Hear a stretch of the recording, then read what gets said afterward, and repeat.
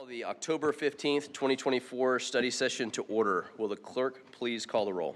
Mayor Beck. Here. Vice Mayor Edwards. Here. Mayor Pro Tem Crawford. Here. Councilmember Patena. Here. Councilmember Finn. Here. Councilmember Dunn. Here. Councilmember Schaefer. Present. You have a quorum. Perfect, thank you.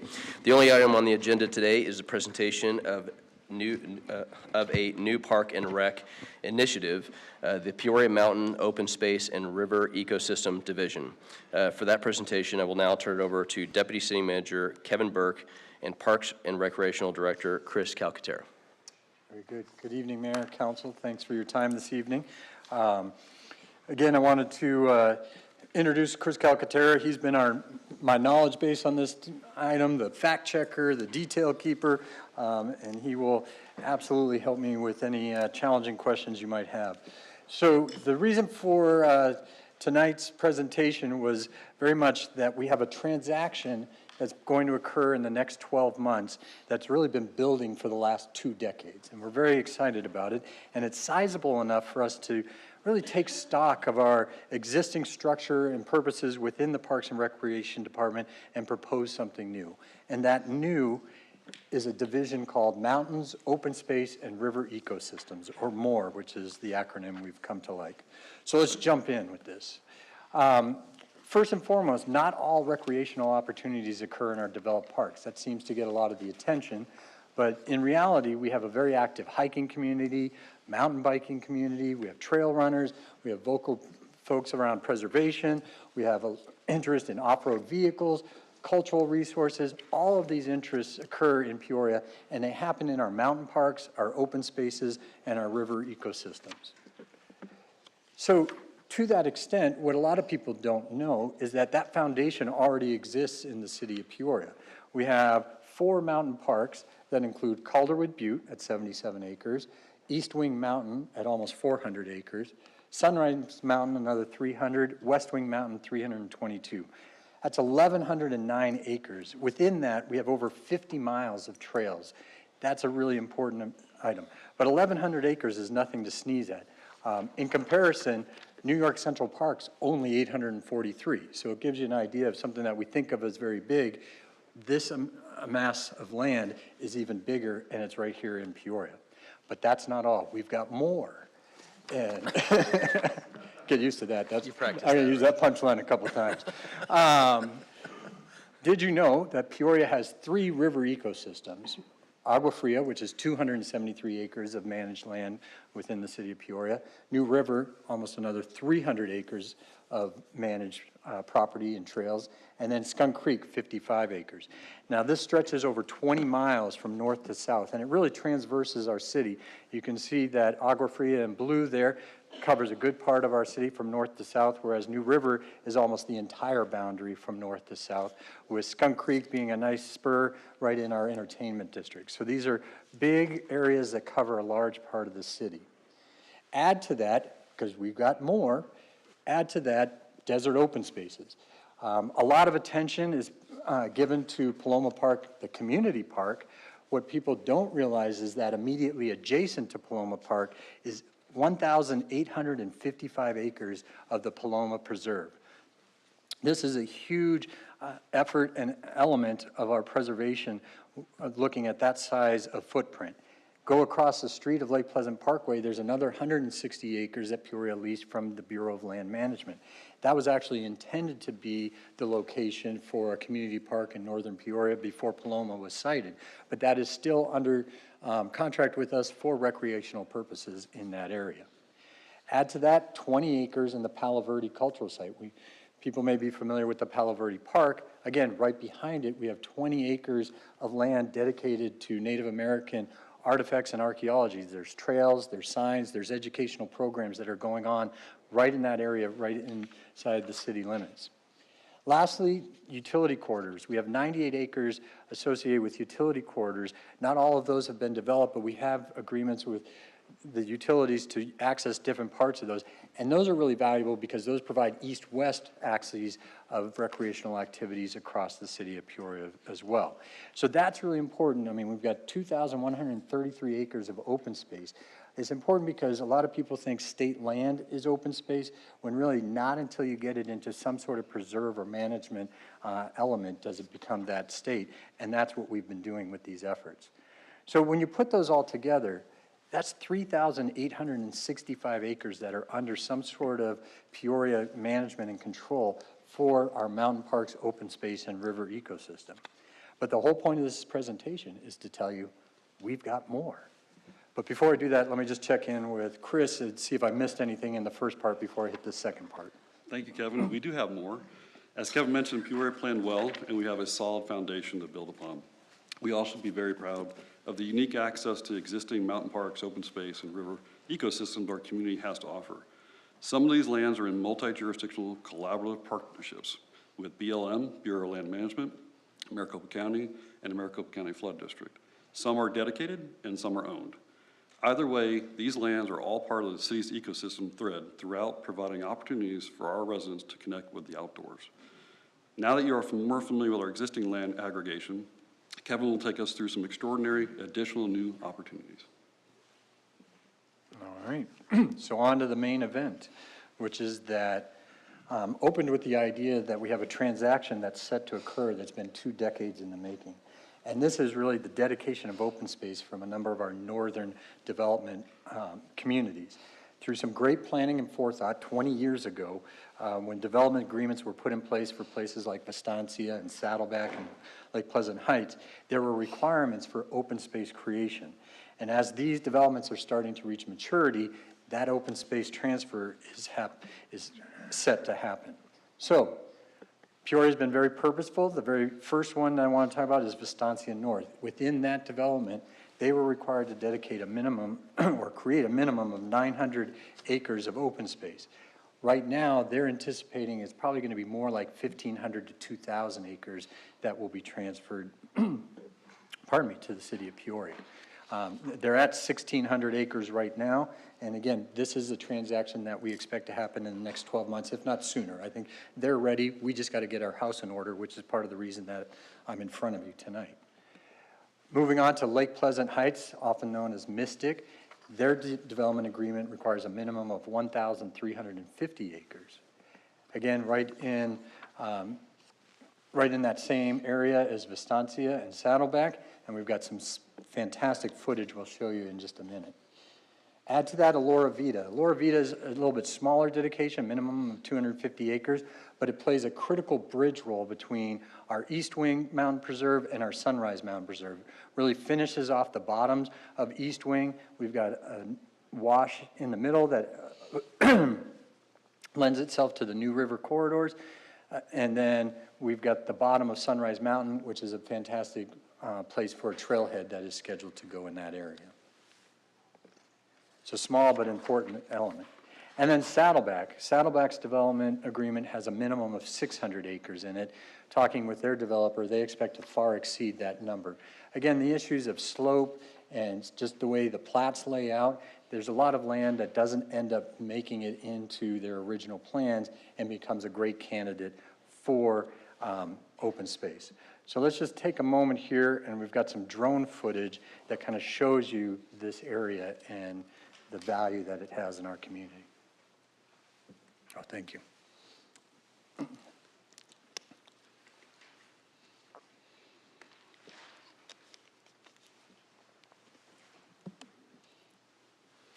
So this is from the CAP looking north.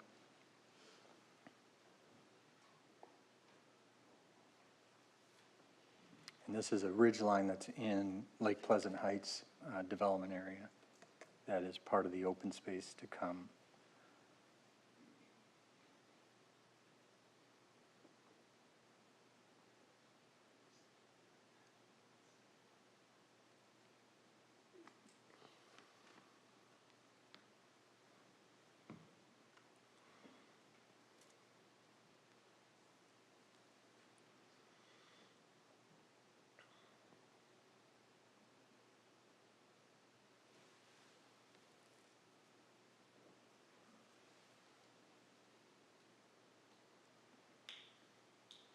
And then this is from Highway 74 looking south, and you can see that same corridor, Saddleback Heights, Mystic, Twin Buttes, and kind of that those assets. So really some spectacular land that is coming our way, which is why we're so excited about this project.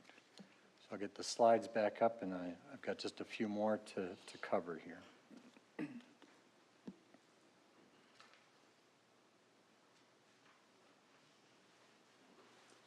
Great. So if you add together all those new developments and the acreage that is the minimum required in there, that's 3,800 new acres of land added to the 3,810 we already have. So we are literally doubling this asset. That's certainly sizable enough to look at this asset and say, we need to do some dedicated management to this program. And we want to be purposeful in what we're doing because this really does further the brand of Peoria as a quality place to live. So we looked at some other models. Scottsdale has a very robust model with the McDowell Mountain Preserves. Boulder, Colorado, I spent some years as a deputy city manager in Boulder. They've got a very robust open space, and their program is actually called Mountain Parks and Open Space. And then Phoenix has over 40,000 acres in their program. When you put all of those together and really look at it, it says the time is now to create a new division known as Mountains, Open Space, and River Ecosystems, more. And the idea is that we would turn this up in the FY26 budget, which is July 1, 2025. So here we are in October, getting you ready, thinking about it. Spring, we talk about budget. May, June, we adopt it. And July 1, we're off and running. The eventual staff is probably a manager, a volunteer coordinator, and a couple park rangers. I know that may seem thin for 7,600 acres of land, but that's pretty consistent with what we're seeing in our other peer organizations for running that. Because remember, you're not having to mow, you're not doing trees and landscaping, you're taking a natural area and keeping it natural, and so it's very much about the management of the activities that are going on within it. The other big item associated with the budget is going to be professional and consulting. There's going to be requirements for surveys and inventories of assets and legal work associated with the transfer of land. There'll be trail planning elements associated with it. So all of that is an important part.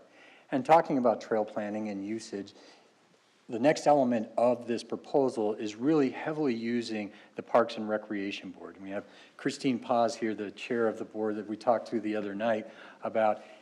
This is a citizen advisory board that's already in place that can help us with some of the challenging issues of what land gets used how. I will tell you, during my time in Boulder, everybody loved their open space, but there was a lot of disagreement of how to use it. Hey, dogs should be allowed here. No, dogs shouldn't be allowed here. Mountain bikes should be allowed here. Well, I'd like to have a trail without being run over by a mountain bike. I'd like to have an area that no humans touch at all. It's just for the wildlife. There's a lot of competing interests within that same open space. Having a citizen advisory board that can help us with those land use is going to be critically important, and the Parks and Recreation Board fits that bill. And the third part is this idea of partnering with a conservation trust. And that really is a great mechanism for donation amongst other things. And again, when we look at the successful models around the state and the country, they all have this partnership. The McDowell-Sonoran Conservancy works with the city of Scottsdale. Desert Foothills Land Trust, that's all around the Cave Creek Carefree area. White Tank Mountains Conservancy in Buckeye. And then just the Nature Conservancy from a federal standpoint, you've got these examples, and they're great mechanisms for people who want to donate land, but they're not so crazy about giving their land to the government. This way they can give it to a conservation trust where they might get some tax benefits, they might get some restrictions that they can place on it. And for a lot of them, it's very good when you have a family tract where the parents have aged, the children are not interested in continuing to farm or ranch that land, but they are interested in the revenues that could come from selling the land to development. These give you the opportunity to buy conservation easements that give that financial resources to the heirs, but keep the tract in the family's name. Those are great mechanisms for partnering and moving forward with this. Again, with the tax benefits and absentee landowners, we've been talking with some of these other folks. We see that where people have inherited a piece of land or come into a piece of land in Arizona and they've never even been in the state. This gives them an opportunity to place that into the trust because they keep getting the tax bill every year, but they sure like to have somebody else manage it and take care of it and figure out what they'll do another day. So this becomes a great mechanism for that. So you put it all together, and again, this is a proposal that we are bringing to you first and foremost for feedback tonight, and then second, moving on to a budget process in the spring. We've put some more information for those who are maybe watching on the streaming or just curious and hear about it later. We've got a white paper that kind of describes the whole thing that will be posted on the city's website, and we'll go from there. Chris has a few other items that we wanted to touch on before we wrap up, so I'll turn it back to him. Fantastic. This is an exciting time for our city and the Parks and Recreation Department. I can't stress enough the opportunity to volunteer in this type of environment as we move forward. We have a robust volunteer commitment right now from our residents, really geared towards rivers and ecosystems and cleanups. So this is an opportunity for really to expand that program. And by way of this a future ask, this will be an opportunity for our residents and citizen activation across the entire city. So that is a robust piece of all these models that we looked at that are really winning models to look at across the country. I also want to stress that this is the beginning of the journey. We have current acres that we do manage, and I say loosely manage because it's existing, but it's really more of visual corridors. So we are excited really to put this at the forefront of the Parks and Rec Department. You can't build more land, and I think that's an opportunity that's something that we look forward to producing and managing in the near future. This is not a Parks and Rec Department initiative alone. You might think it is because it's green and has cacti on it and everything else, and it's beautiful. But believe it or not, the planning department, the IT department, GIS, there's a ton of people behind this presentation that really have made this impactful and will have to be participative to make it successful moving forward. I also want to just give a special thanks to some folks that really helped us out. We've taken a few drives out there, and we're in quads and everything else, and we've explored probably 2% of the area. And I look forward to the future as we get some more drone footage and more surveying of that area out there so we can help protect the areas and lands that we need to. We also developed some opportunities to really infographics. This is a quick way for public and candidly myself to look at something and understand it quickly and briefly. And here you'll see that we had some help with our, I want to give credit to Anthony Alejandro, who really led this project for ourselves. We had a team of internal folks get together and say, how do we want to message this? What does it look like when it hits the website and the public? This is a really quick way to explain what we have currently and what we anticipate in the near future. So to the left, you see the mountain parks at 1,100. The river corridors, 620, and then the open space at 2133. That's current. And then the new development that Kevin spoke about will be coming in at the 3,800. So by the numbers, Peoria will be 7,665 acres strong in the MORE program. I want to also, this is conservative. I think I've learned a lot from the planning department. 10% is of hillside ordinance. So there's some like to overestimate, like when you talk about your weight. So sometimes that comes back to reality and what we can or can't build on. So this number could potentially it's a conservative number. Oops.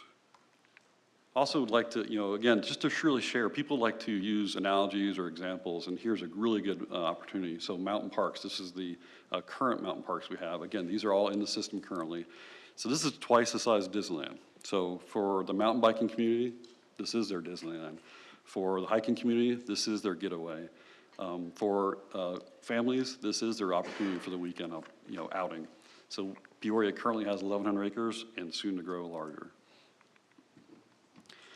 Also, our open space, currently we mentioned the areas. The most exciting thing about this for me, and David Burks will appreciate this conversation, but this comes without any water use, right? This is a very low use, high energy recreational opportunity. So this is a great way to explain to our residents and the community that this is how much 14 golf courses is how much we currently have in open space. And finally, our river corridors and ecosystems at 20 of State Farm Stadium. So when you drive by there, you'll visualize how many of those we can fit into our ecosystem and learn from. So these opportunities are outstanding for Peoria, and with that, we'd be happy to take any questions. Well, as we talked about this a few weeks ago, I think the mountain biking community is going to be ecstatic over this. I mean, the trail system up there alone is going to be amazing. I know it's going to take a while. I know it's not an overnight thing, but I think this is, when you guys first brought this and as you guys have worked on it, it's pretty exciting for the city. So, Councilor Crawford. Councilmember Dunn. I'm done. Oh, you done? I'm done. You're finished. Thank you, Mayor. You're next. I'm next. Go ahead. Hey, the slides where you did the comparisons and as we spoke before, very well done. And I think this is very, very much needed because we've had so much questions of our park and this open space and mountain and the preserves.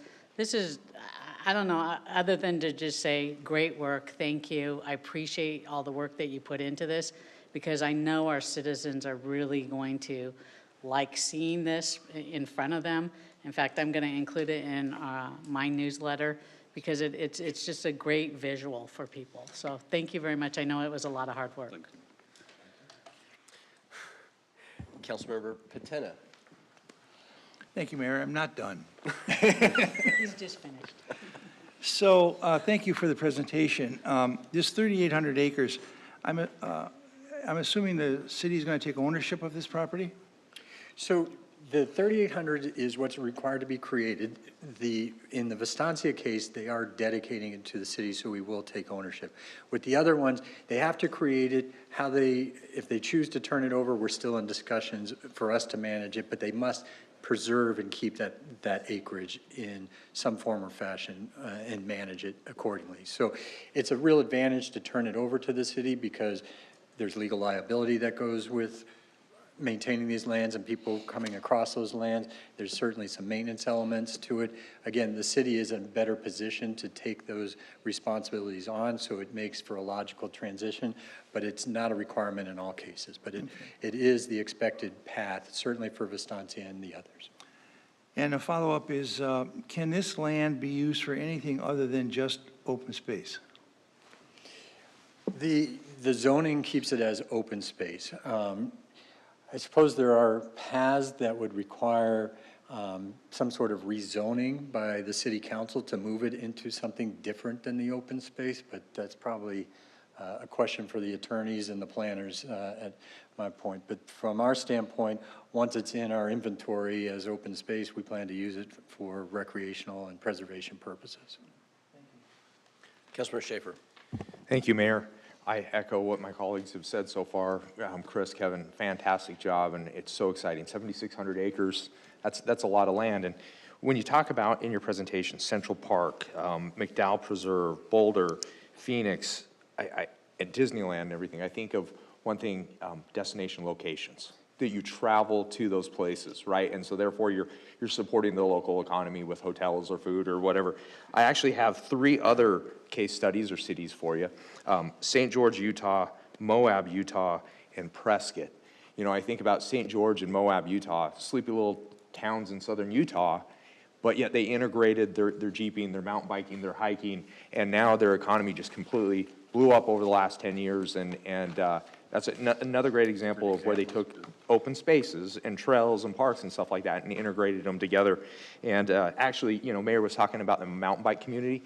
Just this past weekend in St. George, Utah, they had the International Red Bull mountain biking race in St. George, Utah, but I didn't make it to that, but I wanted to. But no, he's absolutely right. Prescott, just 3 months ago, they built a gravity flow downhill park, and I was talking to their city manager at the League of Cities and Towns, and they said that their economy is tripled in 3 months since that opened. Wow. And, you know, I'm a prime example. I've never been to Prescott before, but in the last 3 months, I've been twice. So what you're talking about, I absolutely support it. 7,600 acres, really exciting. It's going to create destination location here in North Peoria, and it basically it's services for our city or our citizens. It's going to attract sports tourism to like what Mayor was talking about, and then it's going to make it a desirable place to live and travel to. So congratulations, gentlemen. Well done. Thank you. And I think you're hitting on a key point, which is that, I mean, again, we need to be purposeful about how we manage this land, and that's why some kind of good planning to get this structured and up and running before we actually take custody of this new land is important, because this is not an overnight thing. We're not going to have this ready tomorrow. We've really got to move into this purposefully. I'm sorry. Go ahead. One advantage and one disadvantage is this land is not contiguous. So you think of some of the white tank, mountains, the preservation, they're mostly contiguous. So those are opportunities for our residents to be able to access and connect rather quickly from the residents. But it also presents some challenges because of the distances and the operations of that land mass. So I think that's where we're excited about the planning portion of this, because it will take some time to stand up this department and really, our division, and have it be built for those user groups that do come to our Parks and Rec Board meeting and do show up to exemplify what they want to make the open space, the more program about, so. So again, just to kind of repeat some of those things that everybody else is saying here. I told a story about a couple guys that I know that actually go to Scottsdale that are huge mountain bikers. Councilmember Schaefer and I actually talked about this about a week ago. His son is actually doing mountain biking, and they're traveling, right? It's become an actual, a larger sport across a lot from youth all the way to one of the guys I know is 76 years old, and he goes to Scottsdale once a week and mountain bikes with a group of mountain bikers over there. As a destination location, the same thing, you look at Surprise, and City Surprise is using their trail system in the white tanks and actually doing 36 and 100-mile runs, and they're doing them through the day and then into the night out there, and they're doing that like once a month. So you start to look at those things. That's something that could very easily be incorporated into this trail style system that you guys are putting together. So really appreciate all your work. Anybody else have any other questions? No. So, thank you for your presentation. Appreciate it. It's Thanks so exciting. much. And with that, we're adjourned until, for 30 minutes.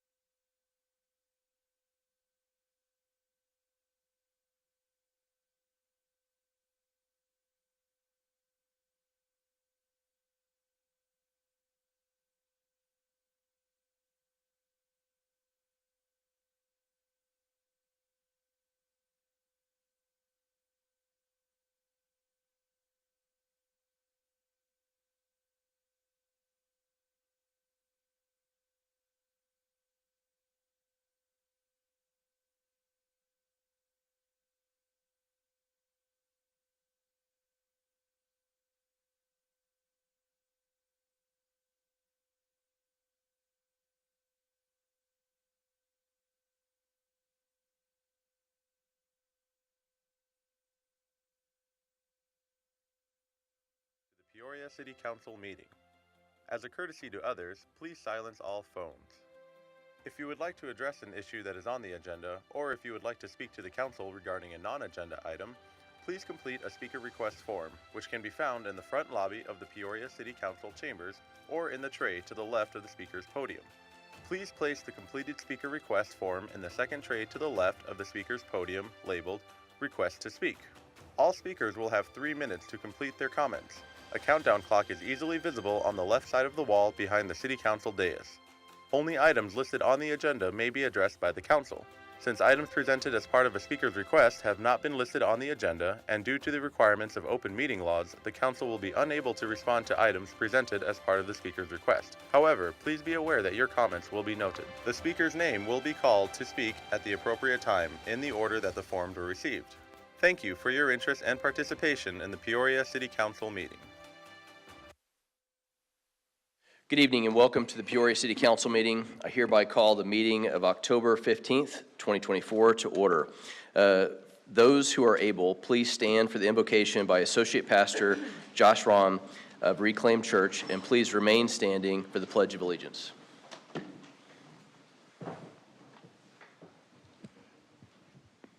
Good evening. Let us pray. Father in heaven, we thank you so much for this night that you brought us all together to do great things. Father, you got breath in our lungs. That means we have purpose. And so tonight, God, I pray we'd be productive, that amazing things would happen, that your purposes would prevail. I pray over the mayor and the council and every city worker. I pray over them that you would guide them, lead them, give them your protection, give them your wisdom, God. We live in a world that is just crazy, and I pray that you would use them to do amazing things in this city, God, for our citizens and for everyone around that affects so many thousands of lives. I pray we would hear directly from you tonight, God, and your words would be our words, that we would have a great time, we would laugh a little bit. I pray that you would have your way with everything that is said here. I pray that diligence would be had and that productivity would be something that we would see as a result of this meeting. We thank you for what you're doing in the great city of Peoria. We pray that you would do even greater things in this. The Bible says in Proverbs 29:18 that where there's no vision, the people perish. God, I pray for great vision on this city. I pray for great protection for this city. I pray that you would lead these amazing leaders and help them to do amazing things, God. Thank you for the breath you put in our lungs this evening, and may we use them for great purposes. Thank you, and I pray for protection for every single person in this room. God, we thank you for your love. We thank you for all that you do for us every single day. We owe it all to you. We thank you. We love you. In Jesus' name, amen. Pledge allegiance to the flag of the United States of America and to the republic for which it stands, one nation, under God, indivisible, with liberty and justice for all. Thank you.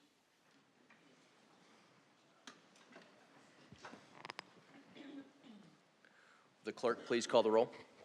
Mayor Beck. Here. Vice Mayor Edwards. Here. Mayor Pro Tem Crawford. Here. Councilmember Platena. Here. Councilmember Finn. Here. Councilmember Dunn. Here. Councilmember Schaefer. Present. Council Youth Liaison Sarah Adamshaw. Here. Council Youth Liaison Mania Tawari. Here. Mayor, you have a quorum. Awesome, thank you. If anyone would like to address the council about a matter, please submit a speaker request form, which can be found at the entrance of the room to the clerk at this time.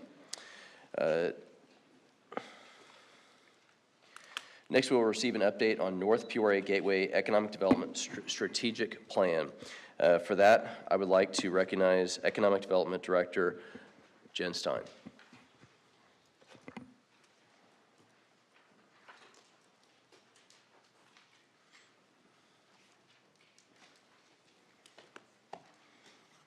Good evening, Mayor, Council. I am really excited to start the evening by presenting the North Peoria Gateway Strategic Plan. It really is going to set the theme for tonight and help Chris Hawkes get teed up for all the zoning presentations he has later. But it really is an exciting night and one for economic development to celebrate because this does unlock our future and provide a pathway to many opportunities. But first, our biggest driver in economic development and where we focus our energy is quality of life, making sure that we are constantly working on opportunities to create a diverse and resilient economy by fostering growth, innovation, and prosperity for Peoria residents. And in order to cultivate these opportunities, we need the land availability to provide product and inventory for the jobs and businesses we are recruiting. So we were here not that long ago sharing our 5-year strategic plan for economic development that already we have exciting target metrics that we would love to share soon. But it starts with 4 aggressive goals. So I just want to take a moment to review the goals. One is creating more jobs. Job creation is a huge priority in welcoming new businesses, but also looking at our existing business community and working with them on finding success in possible expansion and growth plans. Also increasing the sales tax revenue. Economic development generates new revenue opportunities, and so we're always looking for retail and restaurant and different amenities that could help support increased gross sales tax revenue. Workforce is another important component. We can attract and recruit all day long, but we need to make sure that what we're recruiting is in alignment with the workforce we have. We have a very talented workforce in Peoria, and we're continuing to build the future pipeline by working collaboratively with our educational partners on creating programming and skill sets that will set up our industry partners for success. And then enabling tourism growth, increasing awareness of our city's destinations, especially with spring training and other different assets. We want to make sure to keep that on target. 3,000 jobs in the next 5 years. We're on our way with some of the big announcements we've had recently and generating $450 million in additional retail transactions by the end of 2028, and I'm happy to report we are on track. But first, before we get out there and we start pursuing restaurants or retail or commercial applications, we wanted to hear from our residents. And so we recently conducted a survey, and here are the stats and facts. 94% of the participants who participated in the survey live in Peoria. 46% are in a 2-people household. 67% do not have children living at home. That's probably why they can go out all the time. Oh, sorry. Side note. Have a combined household income of $100,000 or more.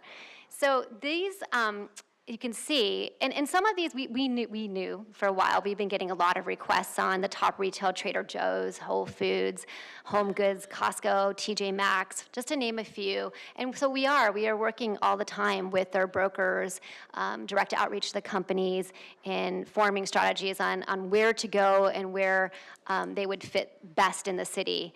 So again, top entertainment, bowling is still going strong.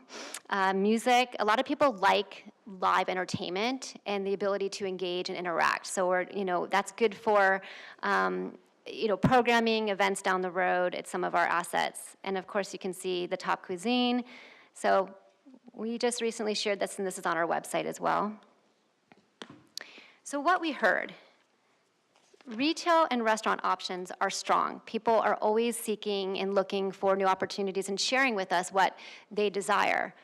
We also noticed there is a gap in some of the healthcare medical services that we provide, especially in some of the specialty care areas. So we're working with various groups on doing a deeper dive in the analysis on what needs do we have, and really focus on some medical office development, including a hospital in Peoria. We do not have a hospital, but we were working with various operators. I used to say we were just so healthy we didn't need a hospital, but that pitch isn't working anymore. We definitely are in a line for hospital development. And improved traffic management, that's also what we heard, for traffic to flow and for businesses to have great accessibility in entering and exiting their businesses. All right, we've been screaming for land from the Economic Development Department, so this is something that we're really excited about talking tonight. The land supply. 75% of the remaining vacant land is Arizona State Trust land. And so the goal and the mission is to proactively assemble strategic employment and commercial land in alignment and with entitlements to best position properties for near-term development. So getting the land ready, getting it shovel-ready, infrastructure-ready, zoning, so when we get out there, businesses can move in and have a really smooth transition. And we have to do this with Partners in Progress, and we're lucky and fortunate to have such great relationships with Arizona State Land Department to manage the state lands trust to generate maximum revenues through prudent planning decisions for the beneficiaries. That is their mission, and they are seeking maximum value for these beneficiaries, and they will not bring to auction without entitlement. So this is key, and I don't want to take away or steal thunder from Chris over there, who's going to explain in more detail what that involves, but these are two really critical components. The city has been collaborating with Arizona State Land to reduce the barriers to development, aligning with the economic development strategy to bring this new land to market so we can accommodate these new businesses and job creation. So here is the opportunity that we are focusing our energy on through a strategic plan called the North Peoria Gateway, NPG. It is a collaboration that entails 1,620 acres, approximately 2.5 square miles. Tonight, you will have a rezoning case, but over the coming years, the city is going to continuously coordinate and collaborate with brokers, site selectors, developers, and companies to attract commercial, retail, restaurant, medical, employment, and residential uses. This is a gateway for all. This is the synergy that we're looking at creating through a mixed-use development. So we can continue to deliver the high-quality live, work, play environment that will serve as a catalyst for further investment. And so when we're getting out there to encourage people to invest in Peoria, we have different consumer audiences that we're always looking in top of mind. So early, mid-career executive professionals, making sure that they have job opportunities in the city. They don't have to leave and outbound and commute because we know that's all tied to quality of life. Families, seniors, singles, and couples, commuters, as I just mentioned, and students and new graduates, let's keep them here in Peoria.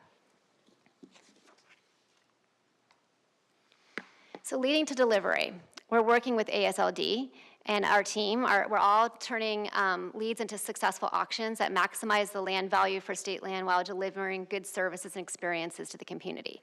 So we're making sure to find the right fit, the right development, the right partners to bring everything together. Lead sources, as I mentioned, we are going to probably continue that retail and restaurant survey result on an annual basis. We did obtain some really great data and continue to look at the trends and what's happening out there. Again, what are the target sectors? You know, we've been looking at various commercial trends as well. Sales mission, conferences, events, and direct outreach we find is usually the most effective. Strategies. The retail outreach strategy, we know that's part of the sales tax generation I mentioned earlier, is targeting developers that specialize in retail, restaurants, hospitality, and essential services that maximize accessibility and convenience. Employment, job creation, we are looking at corporate regional headquarters, hospital medical offices, advanced businesses, services, R&D, and technology and software sectors, especially as we see AI evolve into a continuous, it's a big space out there that we're looking at. And community integration at the same time. We want to make sure that there's a mutual benefit to preserve the integrity of the character of the community. So working with Arizona State by maintaining that high-end character. So here's what we're planning on doing, is we're coming together, we're putting these goals together to increase sales tax revenue, create more jobs, which is in alignment with our 5-year strategic plan. And that strategic plan is fluid, so it will definitely be flexible as it evolves. So we'll again come back to you to share the outcomes. Better access. For successful development to occur and for everybody to again, get to these places successfully, we are looking at Happy Valley Road and Vistancia Boulevard as an intersection realignment. The DCR is underway with interim improvements 2025, 2026, and final improvements 2027 and 2028. This is a game changer. I just want you to know this is exciting because this is really gonna help open up that accessibility for all that land, especially as we bring in those great commercial opportunities, restaurants, retail. It will really allow people to move through smoothly, and it will mitigate some of the traffic concerns. Commercial chases rooftops. So this is another really important piece to the puzzle, is working with ASLD on some of the upcoming auctions in Peoria that will generate residential. We're looking at October 17th, which is coming up, 273 acres, Alvarita South, Phase 4, about 500 residential homes. November 25th, 279 acres, Lone Mountain and 135th, and this will probably generate more than 750 residential homes, which is already in addition to the 30,000 entitled homes up there, so you're gonna see a lot of residential movement. All right, so as I wrap up my very final presentation here at the City of Peoria, I have to share some thank yous. So here we go. Mayor, council, I want to thank each one of you for making economic development a priority and supporting our initiatives and strategic plan, and also creating a really friendly business-friendly climate that made our jobs easier when we were out there attracting and soliciting businesses. You rolled out the red carpet with us, and I want to thank you for being there always. I also want to thank our city manager, Henry Darwin, and Deputy City Manager Mike Faust, who oversees economic development services, for their commitment and support to the team and the department and helping us advance really complicated projects. I know there's a lot of time spent problem solving to get those projects moving, and I'm very grateful for Henry and Mike's support. I also know that economic development cannot be fully successful without an incredible planning department and engineering and development services. So Chris Hawkes and team, Lori, they are just incredible. We are very fortunate to have them, and I just wanted to thank all that they've done to help also make economic development projects come to life. And then Jeff Curran, our new, I don't know, Jeff back here, also with all the great work his team does to ensure infrastructure is in place. It really helps, again, with the outcomes and getting all the right ingredients to make these businesses thrive. All right, my team is the best, and I just wanted to thank my team publicly because they work their magic behind the scenes all the time and work really hard. I have one, I think Alicia is up here. I just want to thank the team because they're always working on behalf of the city in the best interest of the city every day, and I'm proud of the team. I want to thank my husband, Aaron Stein, back there, because there is no way I could pour my heart and soul into this position or dedicate as much time, energy, and effort without my husband's support. He had to cover a lot of family events and kid activities, because when I started here, my kids were much younger. And I just want to thank my husband, and he's also here to support. And then lastly, because I know I just got to wrap this up because it's going to be a long evening, but I want to thank the community. The community is my why, our why we serve, why we work so hard to make this community better, to engage, to give them opportunities. I can tell you right now, it's been an honor to execute your vision, Mayor and Council, and it has been an absolute privilege to help build a brighter future for the city of Peoria. Thank you, and if you have any questions, I'm happy to answer. Thank you. So I'll say something for the council, and then we can kind of go from there. One is I've seen you drag your husband out to lots of restaurants, scouting restaurants. So I've taken my wife out to restaurants to look at different things, and all of a sudden you two show up and are like, I'm like, what are you guys doing here? And you're usually talking to a manager, and you and I end up talking, and she's over there talking. So, you know, your enthusiasm is going to be missed. I think everybody in here and in the city knows your energy and, both from the communications department of where you were for a long time and the last couple of years in this position. You've not only made a name for yourself here in the city of Peoria, but also across the state. And I know that you're looking at that next step, and you and I have already talked about that, and I'm excited for you. I think everybody up here really appreciates it, everybody in the city. If they don't understand how significant some of the restaurants and things like that you've helped bring here, your energy is a big part of it. So you've sold the Peoria vision, and the train is going down the tracks, and part of that is because you've helped push it down that road. So really appreciate all the effort, and thank you from everybody here. So Thank you so much. Thank you, Mayor. yeah.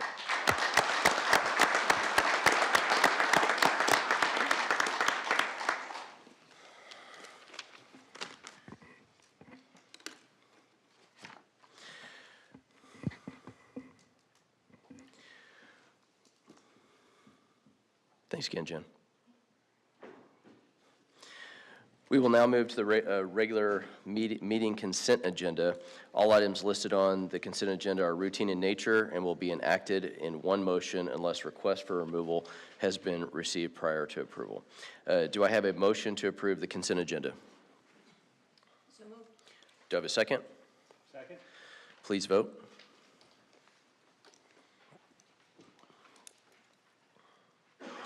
And it passes 7-0. Thank you.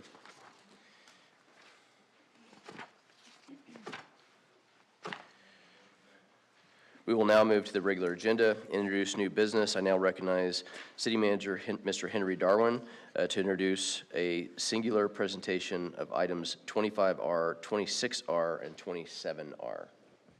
Good evening, Mayor and Council. We have tonight our Planning Director, Chris Hawkes. He's going to discuss the next 3 agenda items pertaining to the annexation, entitlement, and initial zoning of approximately 1,600 acres of state trust land. Each item is going to require a separate council vote, and 2 will require a public hearing. So it's going to get a little complicated here, but I know Chris is going to guide us through this. And as Jen's presentation just indicated, this is a key step in opening this opportunity for Peoria to provide the commercial and employment and some residential opportunities in that part of our city. So Chris, please take it away. Great. Thank you, Mr. Darwin, and thank you, Jen, for your heartfelt remarks and your lead into tonight's presentation. Good evening, Mayor and Council. Tonight's a really important night for us. We're talking about a project that's been in an area that's been near and dear for me for several years. Tonight is the culmination of a vision that has been in play for several years. It's been a vision that has been with the past councils and certainly the support of this council in unlocking and entitling state land, particularly along the Loop 303. This is an important area for next level economic and community development growth. You've heard from past remarks that up to 75% of our land or vacant land is state land. And so our future really is intertwined with the state land department. So it's very important that we collaborate and work together. Now, over the last 18 months, the city and state land department, we've built a very good relationship. We have a shared interest in putting the resources and attention to further these endeavors. So tonight really is the fruit of that collective effort, and that's why I'm really excited to bring this forward to you tonight. But before I go forward, I do want to recognize publicly the support and effort from key members from both the city and the state land department. From the city, I want to recognize City Manager Darwin for your support, Deputy City Manager Mike Faust as well. From my team, Lori Deaver, Cody Gleason, Brandon Forey, our traffic engineer, Michael Dines from the City Attorney's Office, and of course our beloved and outgoing Economic Development Director, Jennifer Stein. From the State Land Department, the Land Commissioner, Robin Saheed, Deputy Commissioner Jim Perry, Karen Dada, we worked very closely with her, Rhonda Buss, Mark Edelman, Alex Stedman, and the representative, Carolyn Oberholzer. She's their representative for the State Land team. So tonight, I'll try to simplify it, but as City Manager Darwin mentioned, there are 3 actions as part of this presentation. I'll cover them all 3 of in brief.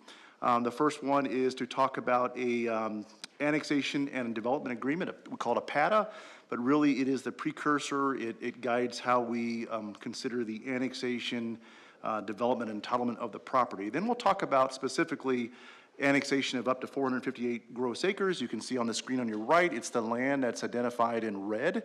That 450 acres is in the county, that's 26R. And then we have a procedure that's required under the state statute, and that requires us to provide what they call initial zoning or translational zoning to that 458 acre area. So the purpose tonight is to establish this for the second presentation I'll deliver later for 28R, and that is for the overall entitlement of what we're calling the North Peoria Gateway. So that includes the annexation area and the areas that are already in the city. So collectively, that's 1,621 acres, and we're going to be talking to you tonight about a what we call Planned Community District zoning, or PCD zoning, but it's effectively tailored zoning that allows us to really deal with some of the boundary conditions, tailor the standards and the land uses to maximize really the benefit to the community. So for those that are more visual like me, this graphic really is a depiction of the process and how the various pieces fit together. So if we look at the far left of the graphic, general plan amendment, last month that came forward to the council, we passed a series of general plan amendments. One of those amendments was to set up a new state land special land use category. We applied it to two strategic areas. One was the North Peoria Gateway that we'll talk about tonight, and the other one was the 6,700 acre Peoria Innovation Core centered around Lake Pleasant Parkway and the 303. So what these amendments did, importantly, is they signified a commitment to bring forward a cohesive entitlement for these areas. So tonight we'll talk about the North Peoria Gateway. Just know that we're in the early stages of the Peoria Innovation Core, and that'll unfold over the next year. So tonight with 25, 26, and 27R, I'll talk about those three items first, and then as a separate presentation, as I mentioned, 28R, we'll talk about the full entitlement of the North Peoria Gateway. Okay, the annexation process is very prescriptively identified within state statute. So it identifies, all the key items and timeframes that you have to meet. Now, it's a little different with state land because there are some prerequisites.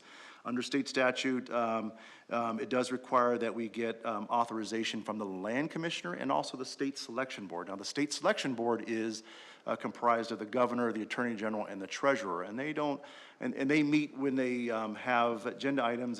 They're not always regular meetings. We did come forward to the state selection board back in July of 2019, and we got authorization for this parcel and other parcels. So that's why I said this has been near and dear to me for several years. Phase 2, once we started to move forward on the annexation, we filed a blank petition with the county recorder. You'll recall in August we had a public hearing with the council. It was a no-action public hearing. And then tonight we're here to talk about the annexation and potentially adopt a final annexation ordinance. As a little bit of background, several years ago the city identified state land parcels for annexation. So the graphic on the right, I realize it's hard to see for the public, but if the areas in blue, that's all state land, and Loop 303 is kind of centered in the middle of it. The areas in orange, those are the parcels that we targeted for annexation. 2 years ago, we annexed and entitled one of those parcels, the aptly named Parcel B, which was centered around 107th and Deer Valley. So tonight we're talking about 458 acres centered at Loop 303 in Happy Valley, and it's identified with the black hash line around it. So as I mentioned, we received authorization from the land commissioner in 2019 and the selection board. The state land department, as you know, they're the fiduciary for the trust. They've required that all lands that are annexed come with an accompanying entitlement. So that's why we're bringing forward the annexation and the zoning tonight together. This helps elevate the value of the land to the trust, and for us it provides development certainty. So over the last 18 months, the city has worked with state land towards an entitlement of this area. So as we look at the annexation, just a couple things to note is that the area is within what we call our planning area. And so the planning area is a boundary that coincides with our general plan that goes outside of our city limits. And it identifies areas that are within our sphere of influence, areas that would someday are likely to come into the city. So we do some advanced infrastructure and land use planning in those areas. This area particularly is currently served by water and wastewater through EPCOR. And through the entitlement, they will continue to be served with EPCOR for water and wastewater services. We will provide general governance and public safety for the area. But most importantly, the annexation brings a very strategic area into the city, and as Jen alluded to earlier, it does unlock new additional land, new additional strategic land for further economic and community development for the city. Also, it's important that, and I'll speak to this later, I mean, this land will be auctioned, it will be developed at some point. It's how do we want it to be developed, and what this provides us for is it provides us for the ability for the land to be developed within the city and under our elevated design and development standards. With the annexation, there's no state land auction plan at this time, there's no specific developer, but again, this is just bringing the area into the city for entitlement purposes, and we also found that it is consistent with the city's annexation policy, GS5, that's enumerated in the general plan. All right, I'm going to switch gears to 27R. I'm going to talk about initial zoning. And so this is quite a routine process that's identified in state statute. But what it says is that it requires the annexing jurisdiction to apply what they call initial zoning. Another word, the word that we use is translational zoning for annexed land. So state statute says that when we apply translational zoning to land, you have to allow densities and uses that are no more intense than that permitted prior to the annexation. So said in plain speak, you look at the county zoning and what's most equivalent to what the county had in place. And it also requires that we have the initial zoning in place within 6 months of the annexation event. Now, tonight we're talking about annexation. We're also bringing forward the initial zoning all together tonight. When looking at the graphic to the right that identifies the current zoning that's in place, the county has current zoning of rural residential, or RU43. That's essentially a semi-rural zoning district, allowing for 1 acre minimum lot size. We have a district that is very similar to it called SR43, or Suburban Ranch 43. That would be the most analogous zoning district to what's already in the county. In terms of public outreach, there is a abbreviated process from what a typical rezone would go for. We do provide a notice of application, notice of here's postcards, and we do notify all HOAs within a 1 mile radius, and we do all the advertisements that's required under statute. There is no requirement for a neighborhood meeting in these initial zoning cases. Again, the state and the city sees it more perfunctory. And to that regard, we haven't got any correspondence in support or opposition to the initial zoning case. Findings here, again, as I mentioned, the initial zoning, uses and densities that are no more intense than that permitted in the county. I've said that the most equivalent analogous translational zoning is this SR43 district. We brought this to the commission on September 19th. There were 6 speakers present, 4 spoke in support. 1 had a question about it, and 1 commented about the general plan amendments that we had talked about. In the end, the commission voted 7-0 to recommend approval to the city council for the initial zoning. All right, I'm going to pivot now to the pre-annexation development agreement. So these all kind of fit together, believe me. So what this does is it provides a legal framework to facilitate the annexation development of state trust land. And as I mentioned, it's a requirement of state land as a condition of annexation and zoning. So as the fiduciary of the trust, this agreement helps the state land department manage lands to best serve the interest of the trust. So as the annexing and host jurisdiction, there's immense benefit here. As we've mentioned in past discussions, the city plays a key role in land planning for smart growth and economic development in the community. Again, you've heard from Jen Stein earlier about our role in economic development endeavors, not only with this land, but citywide as well. And we know with little remaining private land, vacant land in our community is very important. And as I mentioned earlier, we have a very close and our relationship with state land is intertwined into the future. So to meet the economic and community goals this council has laid out, it's imperative that we approach these areas with really a cohesive strategy that unifies these lands under our elevated processes and with uniform development standards. And these are principles that are found within our smart growth section of our general plan. So what I'm going to do is briefly highlight state land obligations under the pre-annexation agreement, and then I'll briefly summarize the city obligations under that agreement. So with the state land department, their obligations are to advance land planning and sale on properties Again, the interest is to catalyze economic development and smart growth in this area, in the North Peoria Gateway. Also, embedded within this agreement is the prioritization of parcels C and D. And so what you're looking at on the right is kind of a preview of the land use map for the North Peoria Gateway. I know that the map's hard to see, but you can see parcels C and D on the upper part of the graphic there. These are along Vistancia Boulevard and what we call Westward Skies. They're immediately south of 5 North, Vistancia. And so we recognize that these areas are very important, and what we didn't want to see was residential growth cannibalize these areas too soon. We wanted to make sure that these areas were prioritized for non-residential development. We think there will be some added interest and influence from activities on the 5 North side. So what this provision in the agreement says is it restricts residential for 15 years unless there's employment-focused uses over 20 acres in size, permitted in 5 North parcels D15 through D18. So those are the immediately adjacent to this area. So if we realize non-residential development in that portion of Estancia, then the residential restriction will continue in perpetuity. The other prioritization we want to talk about is what we call parcel Q, and so that is at the intersection of Happy Valley and Vistancia Boulevard. Again, this is a key parcel. It's got great visibility off of the Loop 303. It is served by several main arteries. It is the gateway into the Vistancia and several other established master plan communities. Again, we didn't want to see residential consume the land at too early before we've had a chance to market and realize non-residential development. So what this restriction says is there's a residential restriction for 10 years with the exception of what we call vertically integrated mixed use, which essentially is if you have residential above commercial, that's vertically integrated mixed use, you could have that at day one, or after 175,000 square feet of non-residential uses are constructed. So this gives us an ability to go after those types of mixed-use developments that we envision and contemplate in this area, and kind of puts a hold on residential development to give us a chance to really see that vision through.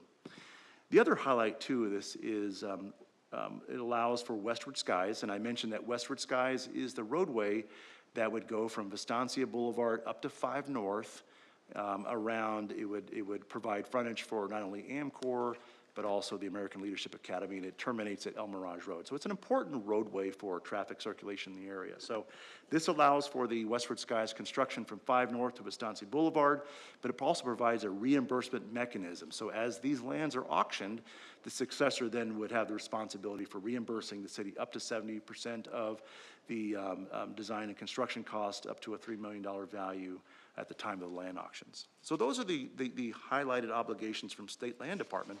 I'm now going to turn to the Peoria obligations. So the obligations that's built into the agreement is that we bring forward the annexation, initial zoning, and the entitlement, the PCD, together on one night.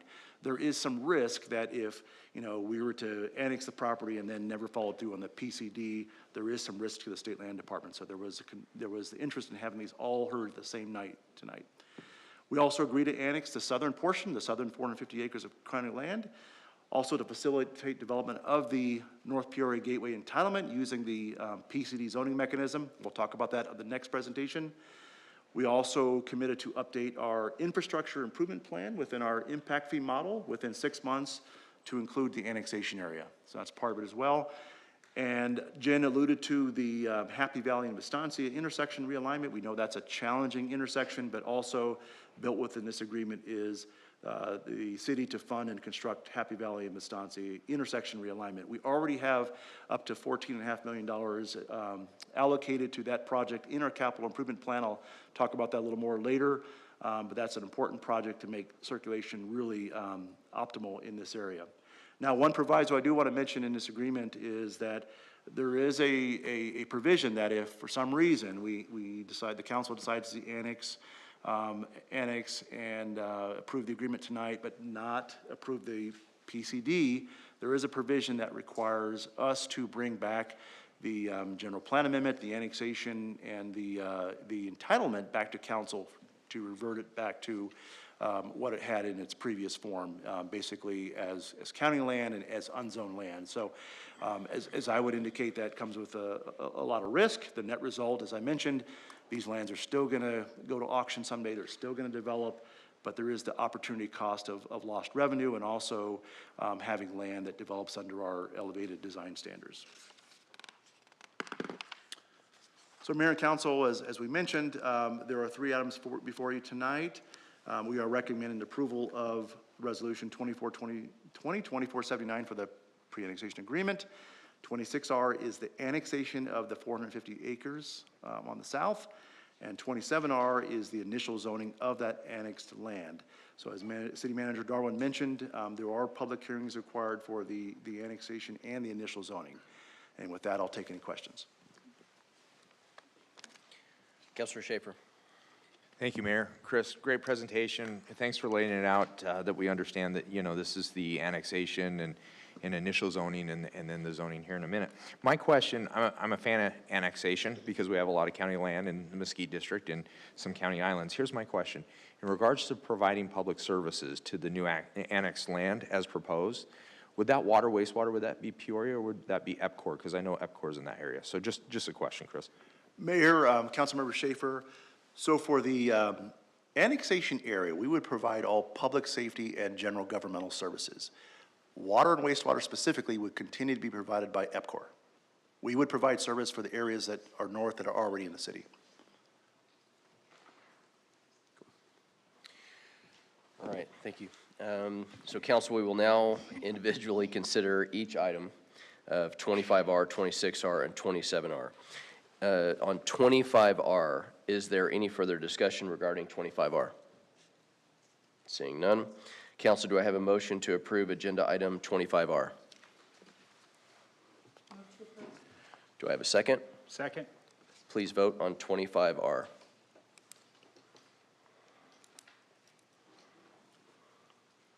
And it passes 7-0. Thank you.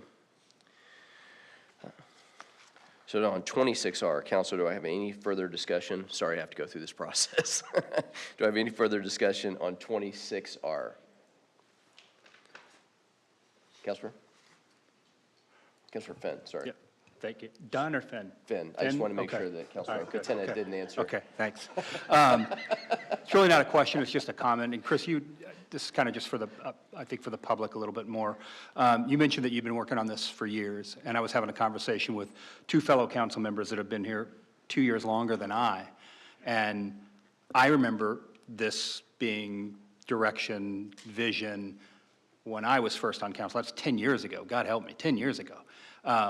But so when you say years, this has really been something that has been the vision and the thought process for up here. And I just wanted to reiterate that it has really, it's been going on for a long time. And now it just, to me, it feels like it's just been shot out of a cannon, and a lot of it has to do with the fantastic work that Jen has done. It has, in my mind, just Mike Finn pontificating here, has to do with the market, with the semiconductor, plant and everything going in there, and then the relationship with the state land. And that's just been amazing that those 3 things happening together, again, it feels like after 10 years, it's just shot out of a cannon. And it's great work. You guys have done phenomenal, very supportive of all of this. I just wanted to really reiterate that this is 10 years of your life, too, put into this thing as well, and I know Jen put a lot of time and effort into this as well. So thank you all for all that you've done, and I just want to make that statement. Councilor, do we have, so I will now, do I actually have to open a public hearing for this? Yes, For this is the next 26, item. okay. Yep. So I'll now open the public hearing for 26R. Do I have any members of the public that wish to speak on 26R? One person, Ms. Lorene Bodorf.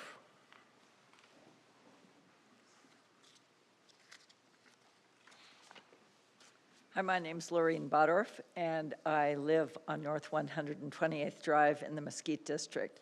And I'm going to lump in 25, 26, 27, and 28R, and I really am excited about you guys approving all of those. I'm excited about that whole project. So, thank you. Thank you. So I will now close the public hearing. Council, do I have a motion to approve agenda item 26R? Move to approve? Do I have a second? Second. Please vote.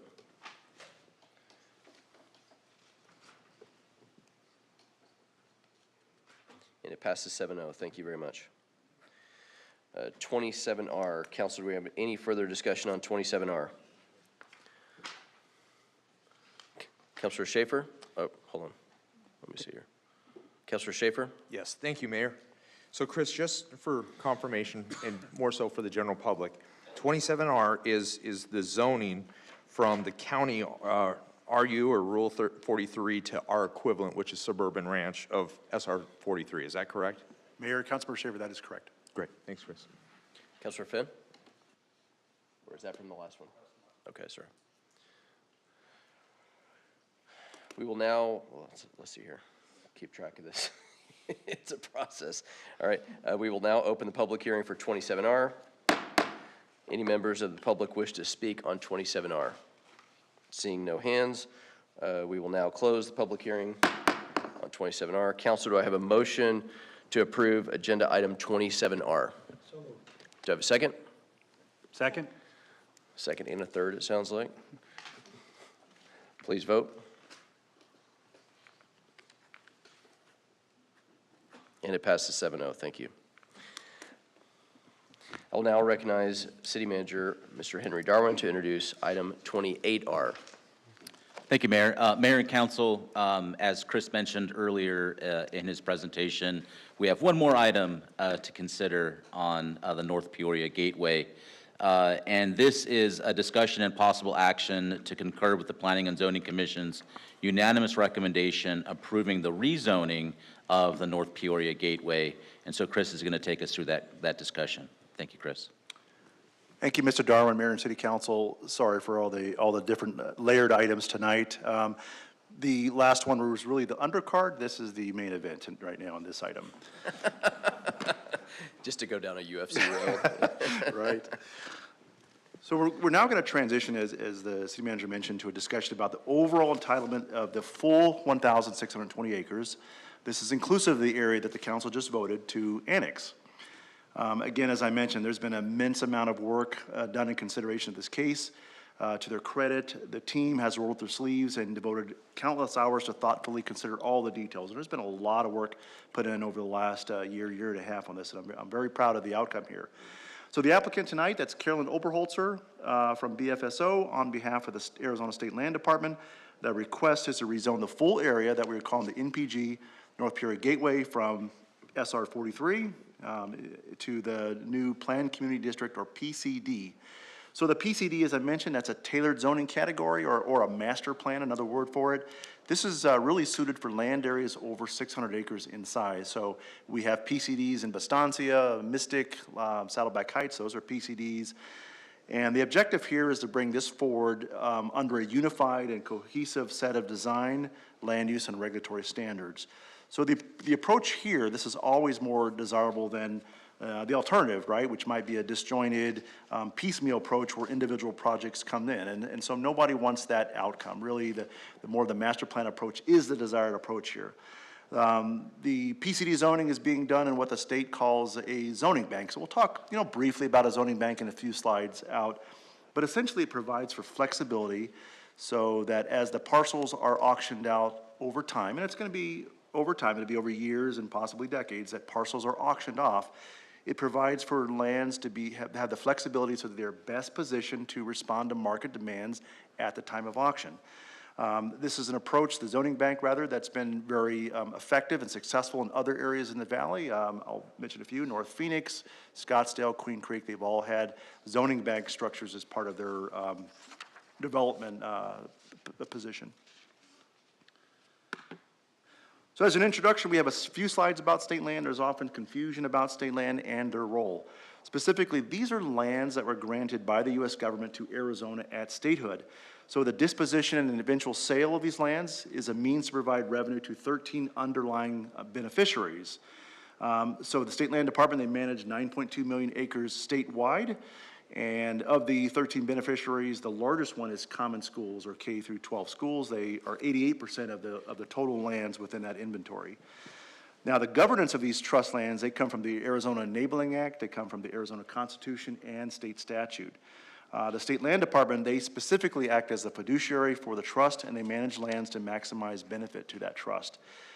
They determine essentially when lands are ready for auction. So as we've talked, whether they work with the city or not, it's still their mission to bring lands to market when they've reached their pinnacle value.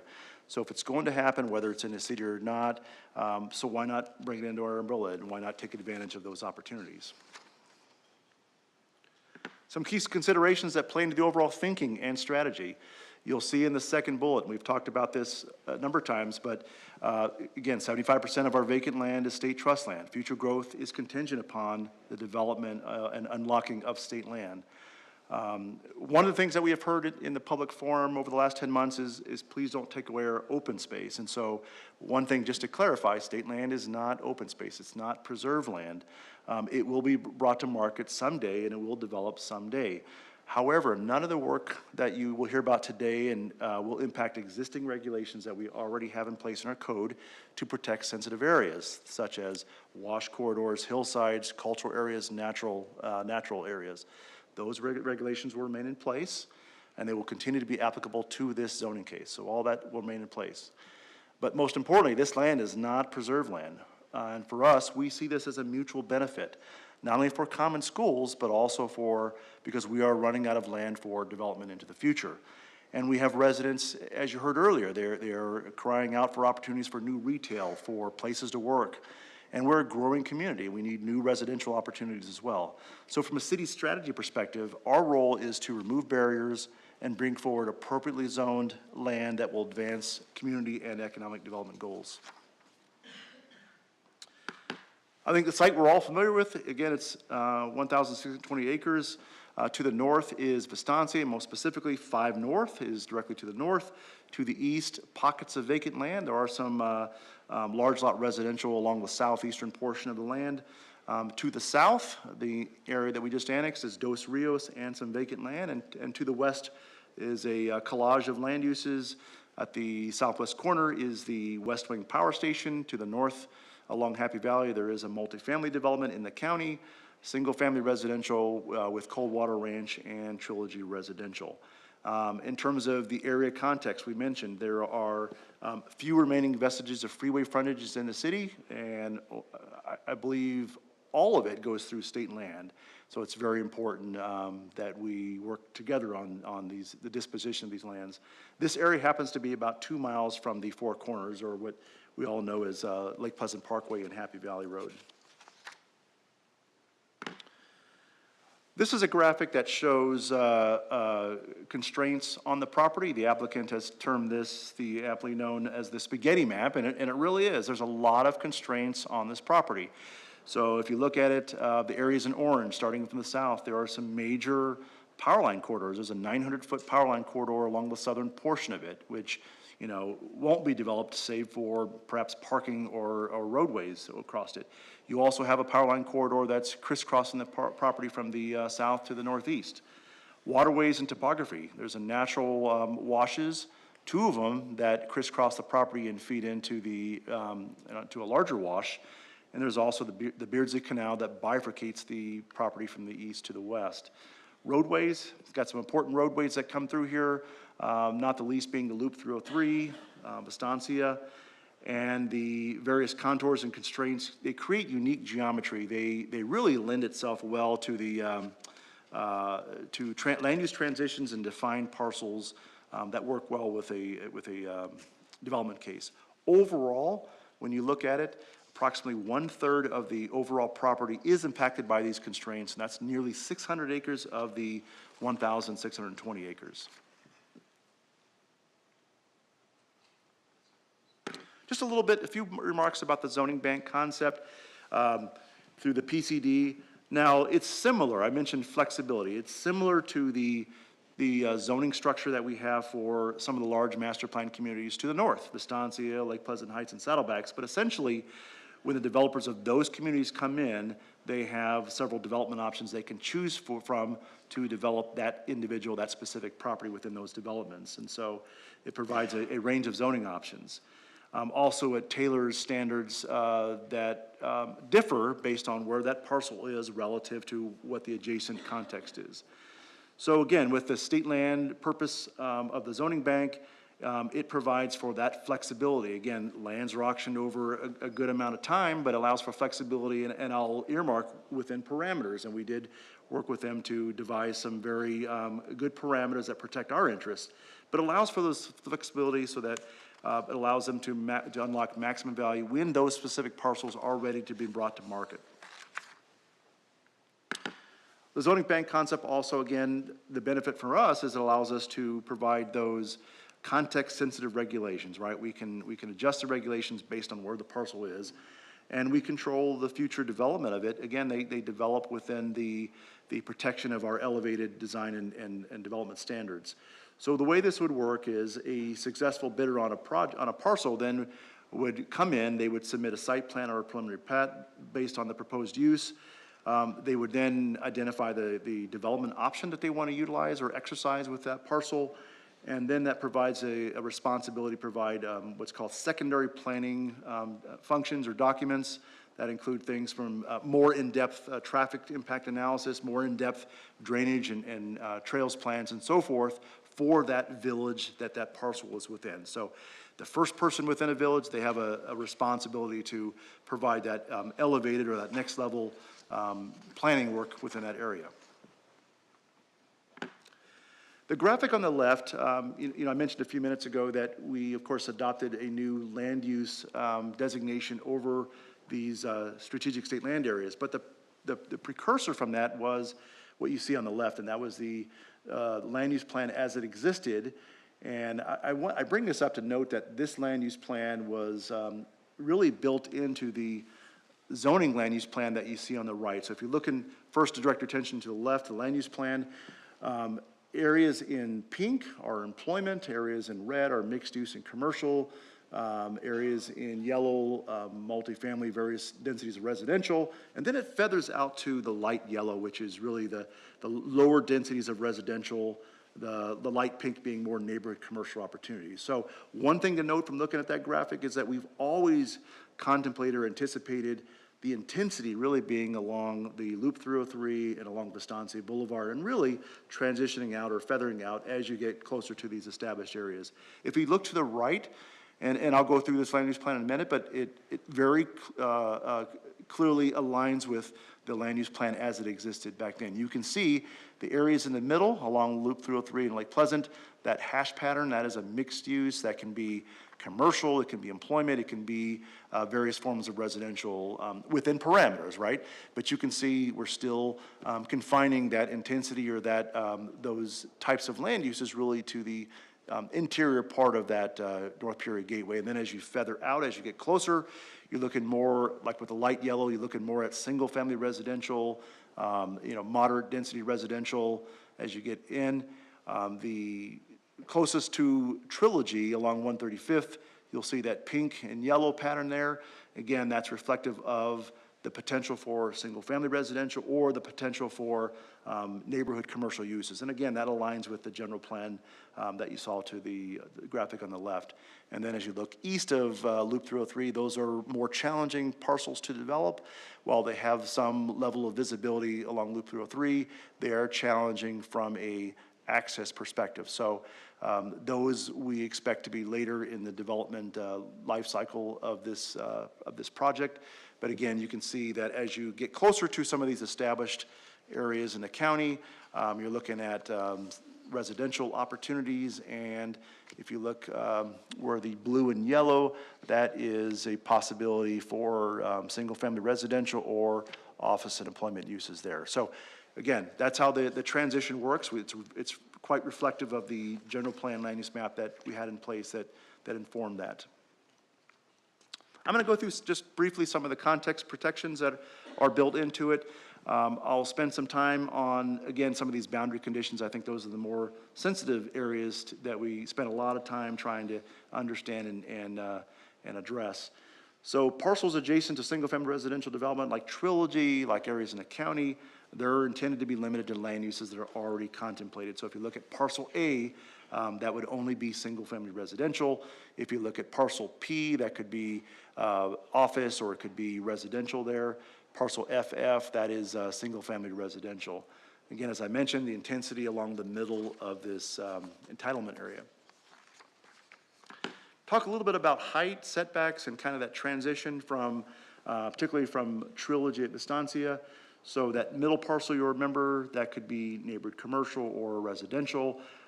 Let's talk about that one, those development options. If somebody wanted to come in and do commercial there, they would follow our intermediate commercial standards. Those standards allow for up to a 48-foot height limit for commercial, or if they're going to do residential, 30 feet. But let's talk about the kind of the gradation of height change as we progress from west to east. So El Mirage, that is an arterial, it's a very wide right-of-way, it's about 130 feet. When you consider the landscape buffer, the street frontage landscape buffer that's required on either side, you're required to have 15 feet on either side of El Mirage, so that's an additional 30 feet. And so as you look at it from the perspective of a residential home in Trilogy, you are approximately 160 feet from the start of that parcel. So really, for every foot of height that you gain, you have 3.3 feet of residential setback from that residential component. So so I'll move to the east a little bit. You'll see how the gradation changes a little bit. So effectively, as you go to the next level parcels, as you move into their project, if you do multifamily on what's known as parcel G in the middle, it does allow up to 60 feet. Or if you do single family, it allows 30 feet. But you already, at that point, you're already 900 feet away from El Mirage Road. And again, with 160 feet that it consumes El Mirage Road and those street frontage setbacks. So there's a good amount of separation before you get to that next level height there. So essentially, for every foot of height that you gain from the perspective of Trilogy, you're adding 17 feet of setback. And not to belabor it too much, but as you continue east, we see the parcels along the west side of Estancia as having some benefit for mixed-use development. These are parcels BF, L, and N. So if you did multifamily, I'm sorry, let me back up a little bit. If you do non-residential, there's a 56-foot height limitation. If you do attached multifamily, that could be 60 feet. Or we think there could be a possible good sites here for a medical use. Jen talked about medical uses earlier. If you do a medical use, that does allow you to go up to 72 feet there. Remember, though, that these parcels are constrained, particularly when you look at parcels L and N. These are the parcels that are the southern part of that graphic that's shaded. But essentially, you're at the nearest point at the upper part, you're already a quarter mile from Trilogy, in addition to the 160 feet of separation. So again, as you move to the east, we allow a little more intensity, a little more height. And then as you move further east of Estancia, again, these are areas that are designated for mixed use. There is a height allowance up to 90 feet. But at that point, from the nearest part of El Mirage, that's 1,700 feet. That's more than a quarter mile. At the lower portion, you're at 3,700 feet. That's 2/3 of a mile at that point. That just gets you to Estancia Boulevard. And then if you choose to develop east of Estancia Boulevard, we have a step back provision that says that if you want to realize a 90-foot of height, you have to step back the building at a 1-to-1 ratio even further. So there'll be even further separation before you get further to the east to realize that height requirement. And then parcel Q, I mentioned this a little bit. I won't belabor this, but I mentioned it in the pre-annexation discussion. Again, this is a very important parcel. We think it's very strategic. Not only does the agreement enumerate, but also the PCD talks about the residential restriction for this parcel, allowing for some period of time to realize non-residential growth there. We see options here for mixed use, for commercial, office, hospitality, employment, and perhaps residential as well. But a very, very strategic parcel there. I want to briefly talk about access and traffic. So what you're looking at is a schedule of improvements that the city has already put into motion, right? So Happy Valley and Estancia, we know that that's a very challenging intersection today. It carries a significant load. We've earmarked over $15 million. It's in our capital improvement program to fix and realign that intersection. So we are already underway on a design concept report to identify interim and final improvements. So interim improvements, they will include dual left turn lanes. So as you're driving north of Estancia, dual lefts going westbound on Happy Valley. If you're going eastbound on Happy Valley, dual lefts for northbound in Vistancia. So these are interim improvements that would be designed and constructed over fiscal year 25 and fiscal year 26. And then that design concept report informs the final improvements for the realignment at that intersection. So that would occur we've got $14.5 million earmarked in the capital plan, and that would occur over fiscal year 27 and fiscal year 28. And also, in addition to that, we are also coordinating with State Land, ADOT, MAG, McDOT, and other agencies for an El Mirage connection from the Loop 303 to Jomax, just to provide for enhanced and better circulation in this area. So right now, ADOT, they're the lead on a design concept report that's underway. We're a large part of that. We're a primary stakeholder. We've committed a lot of time and resources toward that effort. So ultimately, we have some money earmarked towards that, but ultimately the full construction of the link is contingent upon the passage of Prop 479 in that regard. Now, one of the key items that we are always evaluating is the city's the impact to the city's water portfolio. It's very important that we protect and preserve our water portfolio. So as I mentioned earlier, the southern annexation area that will continue to be served by EPCOR. North of that line, that's the city's water service area. Why is that important is that we wanted to see what the general plan called for. So you can see on the screen there, 13,989 total units. That may very well seem like a striking number in terms of an overall cap, but that's what the most recent general plan showed. So we worked with the State Land Department on an exercise to understand the allocation of units for each of the land use categories, and from that exercise, that's what that yield is. And that's not all going to be within the city. Again, some of those units are going to be within the EPCOR area, and some of those units within the city of Peoria's area. But in working with the PCD, we wanted to make sure that we were not exceeding that current allocation. So in that regard, we've worked with the State Land Department to ensure that those unit maximums remain in place, and that we thoughtfully consider that we are in a desert and we want to protect our water portfolio. I do want to mention that this, again, is a maximum ceiling. If you just think back to the spaghetti exhibit that I showed you a few minutes ago, there's a lot of constraints. There's a lot of areas that might have a unit allocation associated with it, won't develop as residential. In fact, it's very unlikely that residential will come anywhere near that ceiling that you see here on the screen. But it is a maximum ceiling as far as the entitlement exists. As with all our rezones, there is a public outreach process. So we provide a notice at the outset, provide information about the project, and then a notice of hearing before it comes to Planning Commission and City Council. So we notified all property owners within a quarter-mile radius and all registered HOAs within 1 mile at those two intervals. Also provided postings within the newspaper, and the site was posted. The applicant held 2 neighborhood meetings. The first one was held in person at West Wing Community Center on May 15th. We had a really good turnout. We had 82 in attendance at that meeting. They followed that meeting up with a second meeting on August 8th via Zoom platform. It was a virtual meeting, and we had 29 in attendance at that meeting. The topics that were discussed, just to gain an understanding of how state land is different and what their mission is. There was concerns about traffic, about how will this impact home values, water security, what are the proposed uses here, and what's the impact on school capacity. Overall, in your packet, and you have a citizen outreach program and all of the correspondence that we received throughout the process. We've received to date 10 emails that we'll categorize as inquiries. They had questions about the project that we got back to and answered those questions. We received 23 letters of opposition, and we received 2 letters and emails in support. We also received recently correspondence from the Peoria Unified School District. We've provided that to the council for your consideration.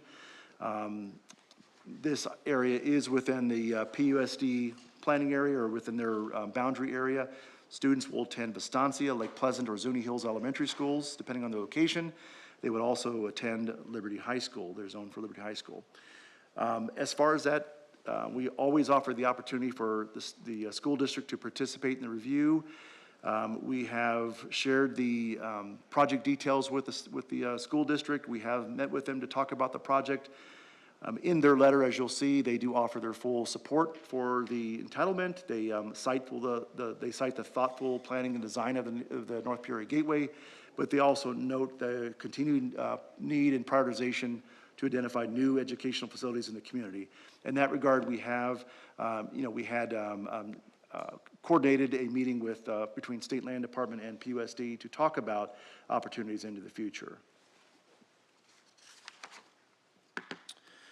So just thinking back on the letters in support and opposition, those in support generally cited that this is a cohesive development plan and maximizes the potential for the area.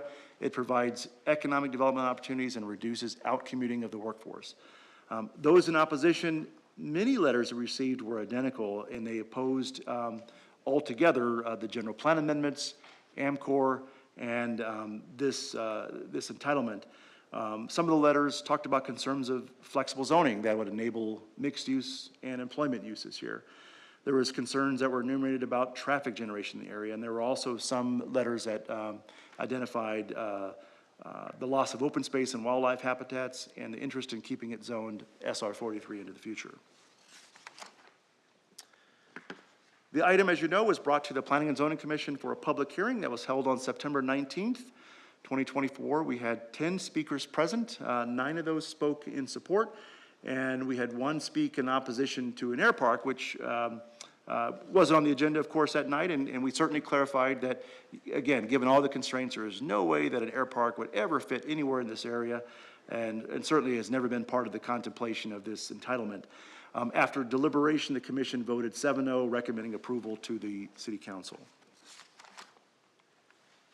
So as I conclude, key findings, this zoning designation and the land uses, they conform to the special land use category, and they advance several key goals and policies in the general plan. The uses and development standards are based on the existing general plan designations that we had in place, and they're structured to provide really those, what we'll call context-sensitive design standards. This PCD facilitates smart growth and economic and community development opportunities in the future, and we've also received a Prop 207 waiver into the city, from the applicant. But as I close, I do want to reflect upon all the development that I've seen in my tenure. We've certainly had a lot of important and amazing projects that have occurred in the past, and we've developed into a very desirable community. But our coordination with State Land Department, and most recently in the last 18 months, I believe has ushered in a new era in the city, really a new legacy and a new chapter. And so this is a new frontier that will bring in new opportunities and really, I believe, move the city closer to our goals of fiscal sustainability, having opportunities for employment and commercial and residential all within the same community. And it moves us closer to that realization. So we're really proud of the work that we've completed, really proud of our partnership with State Land Department, and in that regard, we enthusiastically are recommending that the council adopt Ordinance 2417 as recommended by the Planning and Zoning Commission, subject to conditions 1 through 8. And with that, I'll take any questions. Councilor Schaefer. Thank you, Mayor. Chris, great presentation, a lot of detail, very complex. I have one question and one comment. You talked about 13,900 homes or units. Yes. Do you have a breakdown of single family to multifamily, like a projection, like a 60-40 or anything like that? Mayor, Councilmember Schaefer, I don't have a breakdown to show you. So the portion that is allocated to Peoria, I think, is roughly around 10,000. So again, if you reflect upon the PCD, some areas are exclusively single family, some areas moderate density residential, which could be single family or could be some attached multifamily examples, and other areas could be multifamily. So it's really hard to estimate what that breakout would be, but it's essentially about 10,000 units in the city portion. Thanks, Chris. I was told you had a crystal ball on your desk. I must be mistaken. No, and the reason I brought that up, I just have a little bit of concern because just north of the 5 North area, I think we have, what, 2,500, 3,000 multifamilies already entitled, is that correct? I think the entitlement for 5 North is 2,500, right? 2,500, okay, thanks, Chris.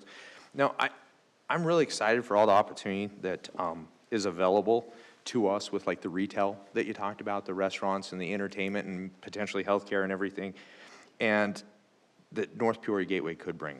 I'm excited about that, and I applaud all the hard work because I can tell this is very detailed, and I know some hours went into it.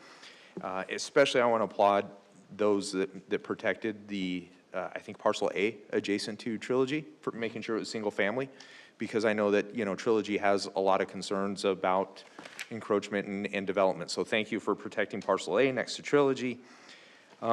There are obviously some concerns in my district around industrial and manufacturing and multifamily housing. And so in listening to the people with those concerns, like I said, I'm excited for the opportunity that the North Peoria Gateway is going to bring to the area. However, though, given the current rezone as it's proposed, that does allow an opportunity for industrial manufacturing and multifamily as the concerns of my citizens, I can't support it. So, thank you, Chris. Thank you, Mayor. Of course. Anyone else? Okay. I will now open the public hearing for 28R. Do we have any members of the public that wish to speak on this item? Seeing no hands, I will now close the public hearing. I think you guys just put, like, me hitting the gavel, I think, in this process. Council, do I have a motion to approve 28R? Move to approve. Do I have a second? Second. I have a second and a third. Please vote.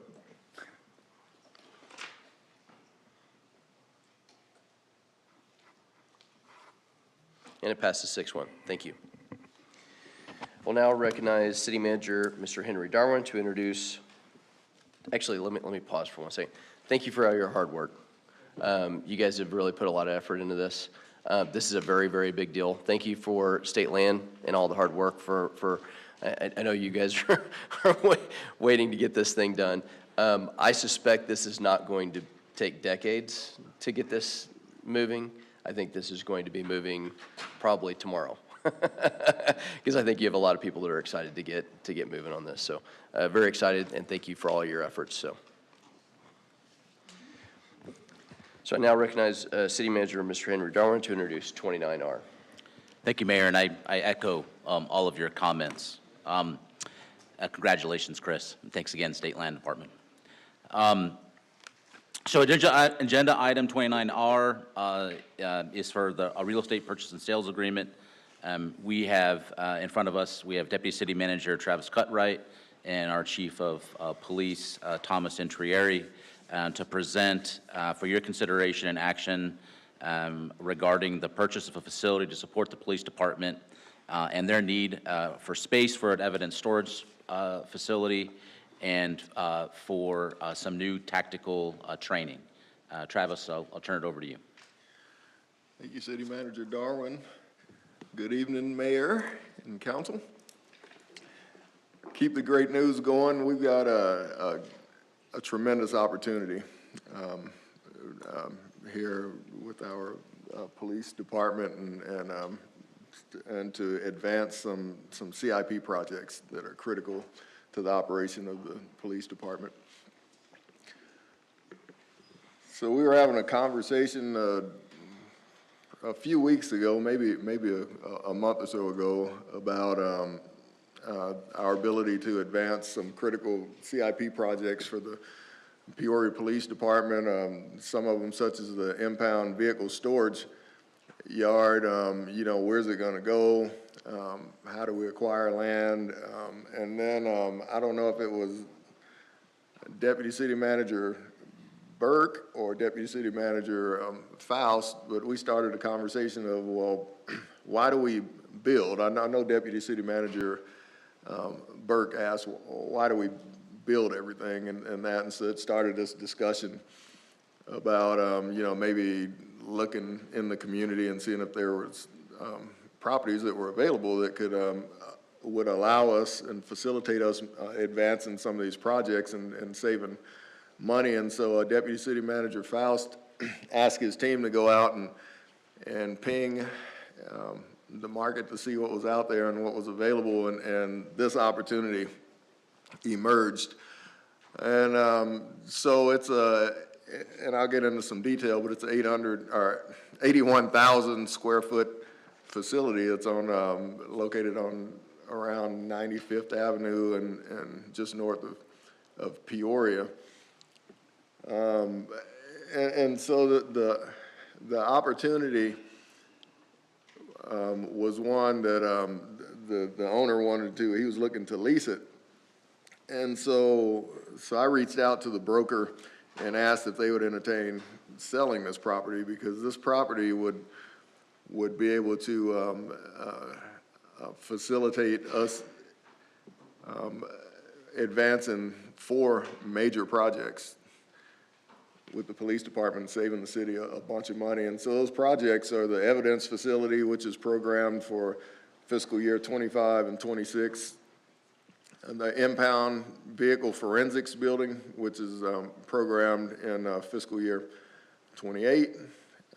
We have a CIP for an impounded vehicle evidence storage yard, which is programmed in this fiscal year 25, and partly in fiscal year 26. If you, I know you're familiar with the investment in the Glendale Regional Public Safety Training Center of $10 million. So $1 million of that $10 million was to go toward a multi-level burn, a Class A burn house, which is under construction now, and it will be done next month. But $9 million was going to go toward a marking cartridge facility at a simulation shoot house. So we also have a need for some very expensive specialty vehicles that the PD has. One of those being a mobile command vehicle, and getting those vehicles inside and protected from our weather is important for their useful life. And so these projects that I just mentioned total $35.6 million of CIP. And taking a closer look here, these are the pages out of the CIP program that calls out these projects, and you can see the evidence facility by itself is $19.1 million. This program, the impound vehicle forensics building, is $3.8 million. The police impound vehicle evidence storage yard is $3.7 million. And then, of course, in fiscal year 25, it says that the gripstick investment is $4 million. Well, this is $4 million for 2025. We actually carried over $5 million from fiscal year 2024, so it's a total of $9 million. We can fit all of these projects inside of this building that we've identified. So here's some specifics on the building. It's on 95th Avenue, just north of Peoria. It's 81,000 square feet, and when I tell the story, I'm like when I used to talk to my grandfather about a fish I caught. Every time I talk about it, it gets a little bigger. I think the last time I mentioned it, it was up to 86,000 square feet, but it's actually 81,000 square feet. And also, it has 3 acres of open space with it. The purchase price is $11 million.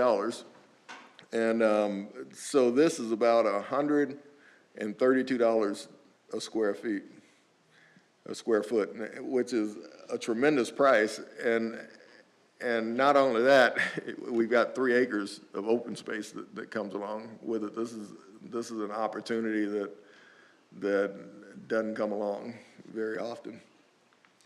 And so with the purchase, should you guys approve the city manager moving forward with a purchase agreement, the purchase of $11 million, and I'm estimating that we'll put $6 to $7 million into it to build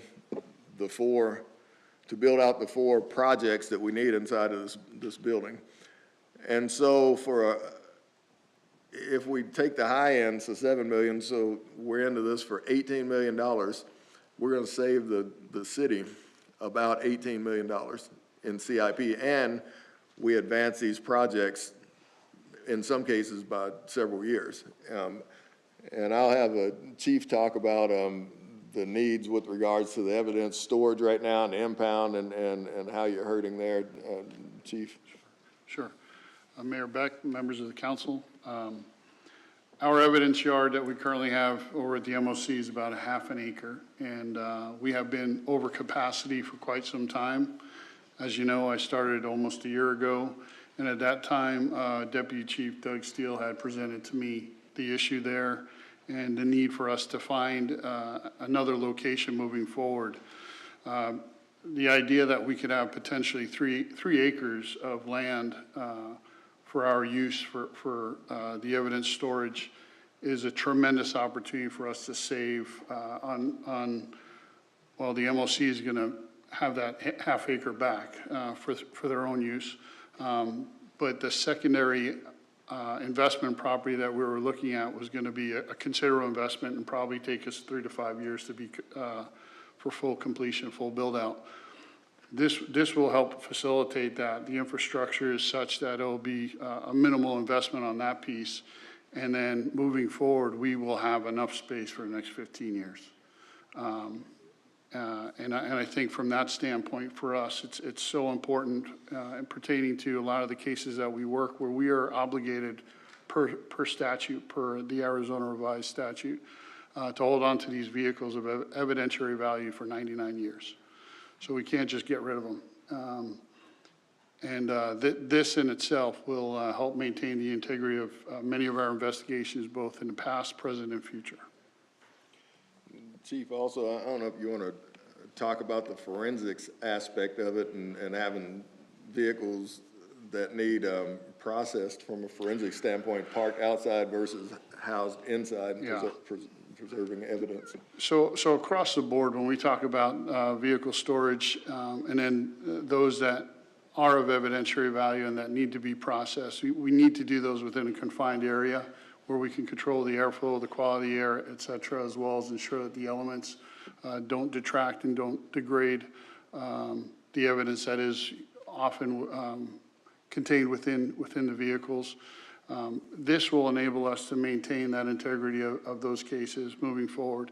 And then to the points of the other CIPs, one of the other areas that I'd been asking about, hey, what could we also look into as far as vehicle storage is for many of our specialty vehicles. We just had game night. We had the armored car out there, the SWAT vehicles. We have a new mobile command vehicle that is going to be coming in about a year from now. We're expected that to be in completion.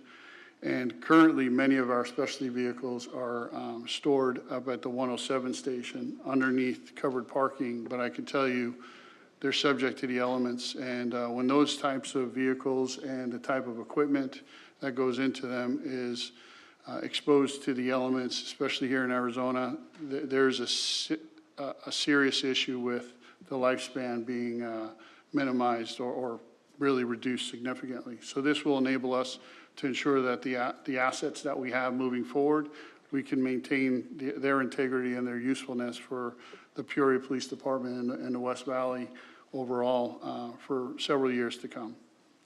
So the chief talked about the needs, and I'm back to the opportunity to save the citizens of the city $18 million, and advance some projects and fulfill some critical needs for our police department. So we're excited about this. So our recommendation is that the city council approve agenda item 29R, authorizing the city manager to enter into a real estate purchase agreement for the property located at 10857 North 95th Avenue, and a budget amendment in the amount of $2 million to advance funding in the adopted CIP budget from fiscal year 2026 to 2025, so we can advance this opportunity. And with that, we'll take questions. Councilor Dunn. So I have actually quite a few questions, just because I need to gather more information. I'm all for saving money. I'm also for, predetermining what we're going to need for the future. I think, we do a good job of that, we plan well in the city. But here's my question. So 29R, this is a purchase agreement. Is this the once we vote tonight, are we purchasing this for the $11 million? Is this the final agreement? So there's not a purchase agreement in place right now. We have one drafted, but we wanted to get permission to move forward. And we have a few things running in parallel. One, we've got an appraisal on the property that's happening right now. The appraiser is going to be on site tomorrow. We've drafted a sales agreement. The purchase price, or the asking price, is $11 million. The owner wants to wash his hands of this property and break even. So he feels like this is the amount that gets him whole. The reason we're running things in parallel is there are two other parties that are interested in acquiring this building, and so we don't want to miss the opportunity. No, and I understand that, but my question again is, if we vote tonight, we're voting to approve this before, I know we're having before I didn't even know we were going to get appraisal, but now it says you're saying we're going to get appraisal tomorrow. So we're approving this before we get the appraisal, is that correct? That's correct. Okay. Mayor, if I might, Mayor. Please. Or Councilmember Dunn, Mayor Beck, we will be using the appraisal as leverage in our negotiations of the final purchase price. But what we're seeking today is basically an up to amount from the council, so a not to exceed amount from the council. So we believe that we may be able to negotiate lower than 11 million.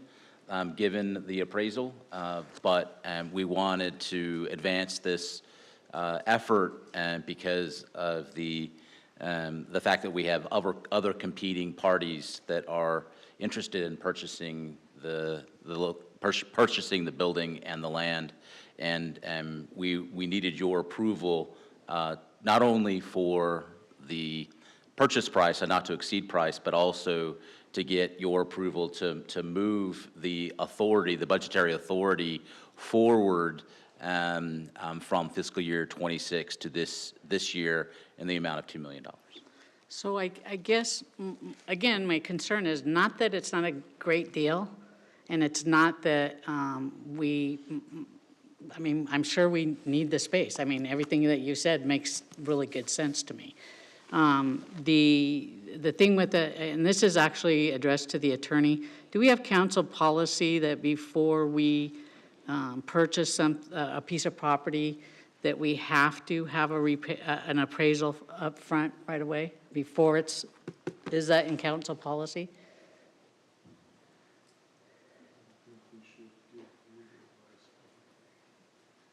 Mayor, if you'd like to call executive session for us to get legal advice on this matter, we certainly can do that. Let's do that, just so we have, do I have a motion to go into executive session?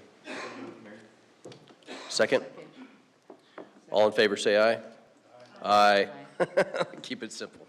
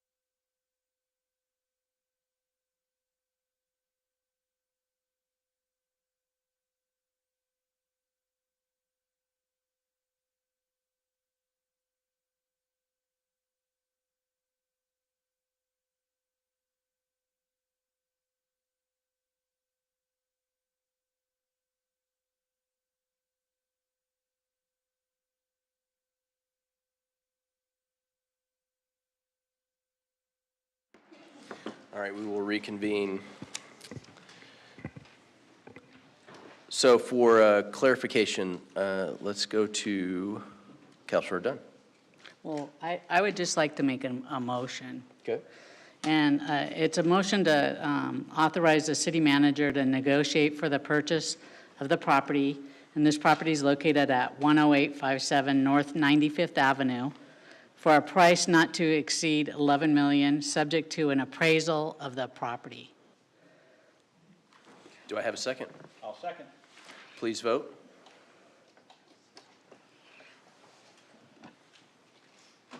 And it passes 7-0. Thank you. Just to point something out and add context to this. Mayor, I'm really sorry to interrupt. We also need a vote on the resolution to move the $2 million forward in the CIP. I apologize for interrupting. Okay. But so if we could also So on have 20 a on motion. On 29R. On 29. Do I have a motion on 29R? So moved. Do I have a second? Second. Please vote.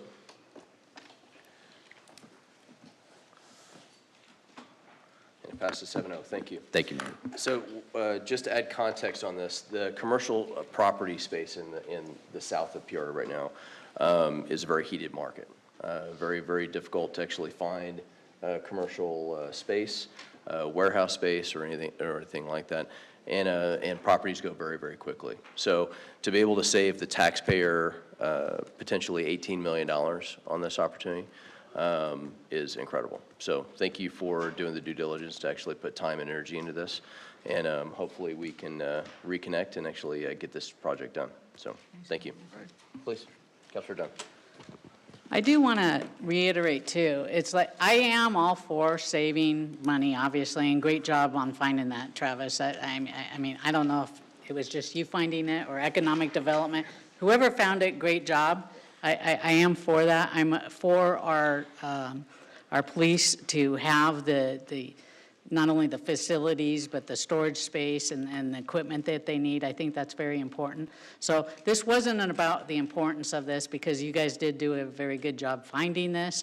It was just more about procedure. And I think that the council and my colleagues and our attorney and city manager, I think what we came up with in the explanation is what was needed, and I don't think anybody can say there was lack of transparency here now. I mean, we went back and we discussed things, and it's a good price, and we'll find that out as soon as the appraisal comes in. Thank you. Thanks, guys. Appreciate it. I now recognize City Manager Mr. Henry Darwin to introduce 30R. Thank you, Mayor and Council. We have sitting at the table here Deputy City Manager Kevin Burke, who is going to present the next item for your consideration. It's related to a budget amendment for our new enterprise resource planning, or otherwise known as an ERP software. And for those of you who aren't familiar with ERP, this is one of the largest of IT projects any organization can undertake.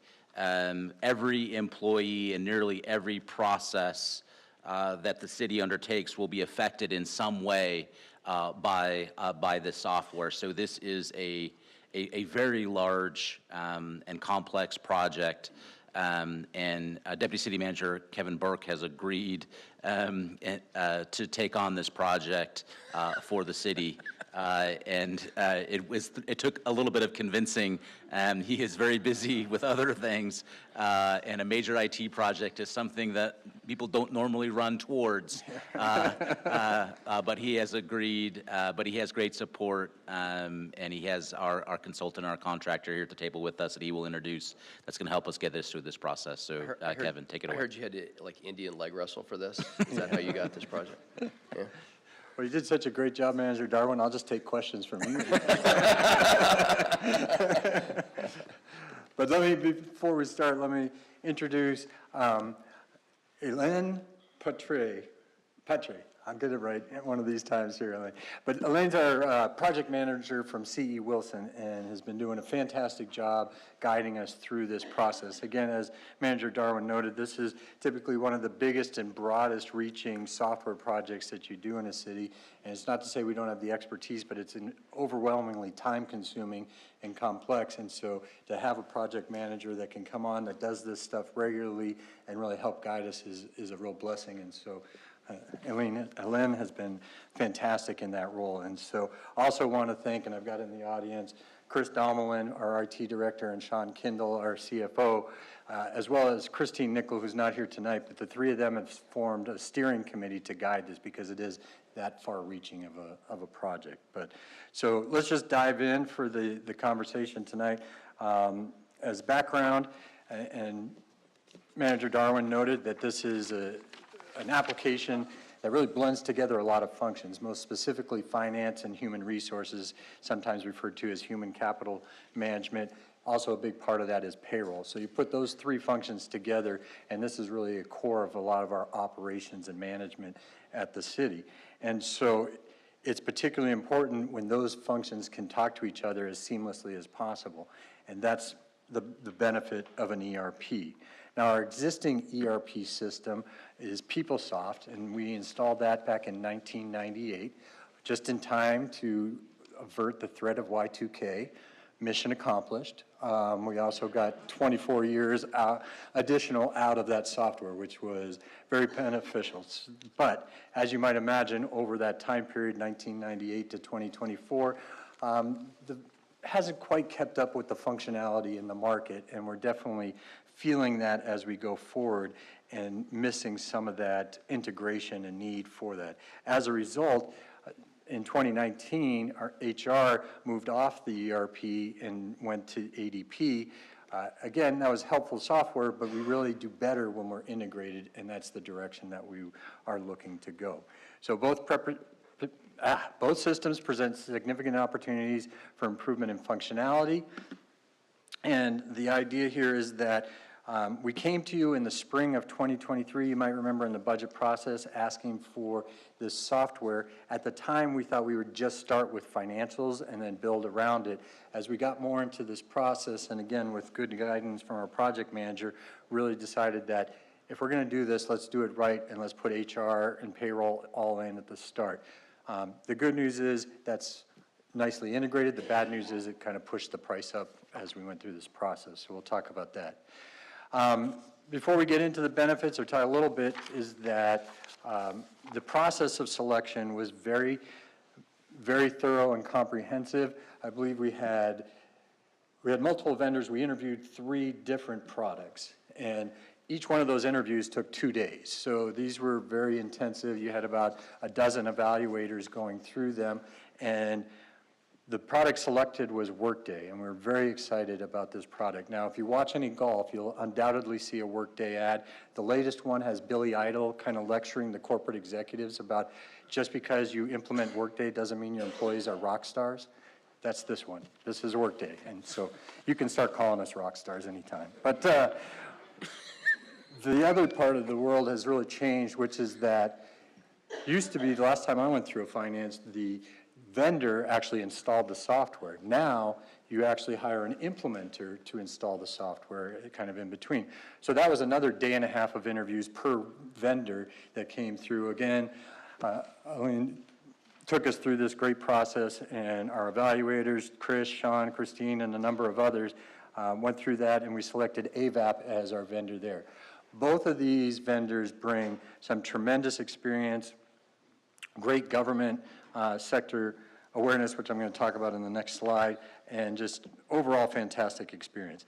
The benefit, as you can see on this slide, is that we eliminate 6 different applications with the acquisition of the ERP, and 2 more that were already approved. And then with the next release, we take care of another 2. So this is 10 applications we're consolidating into 1. That's fantastic efficiency. That's where we're trying to get. Not only does that help us monetarily, workload-wise, that's a huge benefit to the community. So this is just the slide added that shows Workday's presence in the public sector. They've really made a name for themselves on the private sector, but you wouldn't know it, but they have made great inroads because they have such a superior product with the public sector and municipalities. And so we're very excited to be a part of this group of government entities that are implementing Workday. So with this, the budget was approved at $2 million for the purchase of the software and $500,000 in annual licenses. The good news is the ongoing O&M is going to be less than that additional $500,000. The bad news is we've got some more upfront costs, but we come back to a break-even point in about 11 years. And again, we got 26 out of the last one, so this is not a product that we just turn around and dump for the next latest and greatest item. So to that extent, we are asking for approval of a general fund contingency transfer of $1.632 million to acquire and implement the new software. And if you have any questions, you can direct them to Ms. Petray next to me. With that, I'll take any questions. Council, any questions at all? Just as an understanding for people that have not gone through this process, a couple of us have. By show of hands, who has gone through an ERP changeover? Would you say that it's probably one of the most painful things that you've ever undertaken in your life? Right? I'd probably rather go jump on a cactus. It's not fun. So you probably, right, I mean, you're in the industry and it's still painful. So, Councilor, I have a motion on 30R. Move to approve. Do I have a second? Second. And a third? Please vote.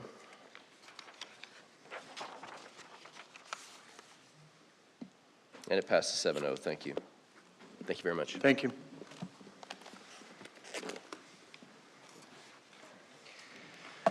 I now recognize City Manager Mr. Henry Darwin to introduce 31R.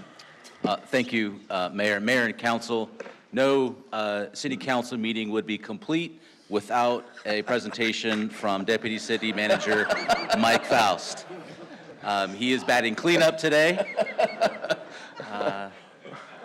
But he is going to present an action for your approval pertaining to the joint development agreement between Vistancia and Amcor involving the design and infrastructure improvements contained in the development agreement that you all have previously approved.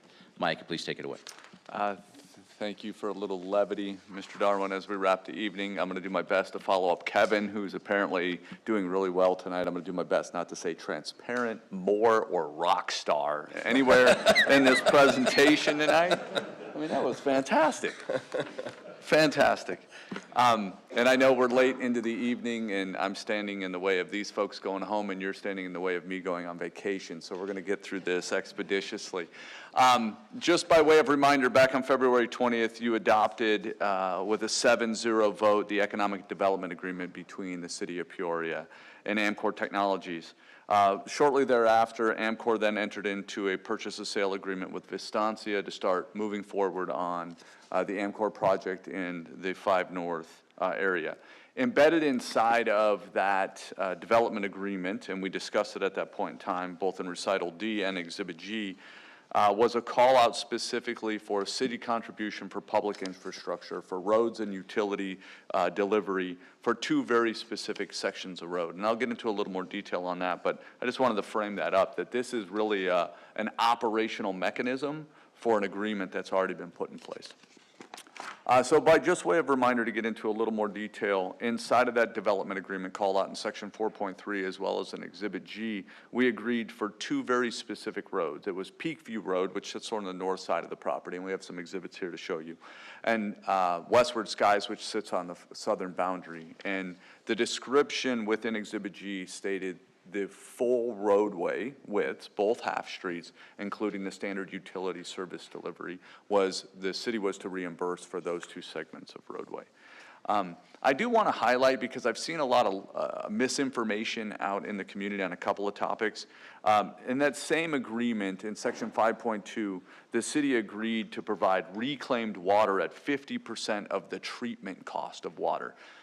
that is not 50% of the saleable cost of that water. Currently today, all reclaimed water is delivered to any reclaimed user at 50% of the treatment cost. It's been that way for several years.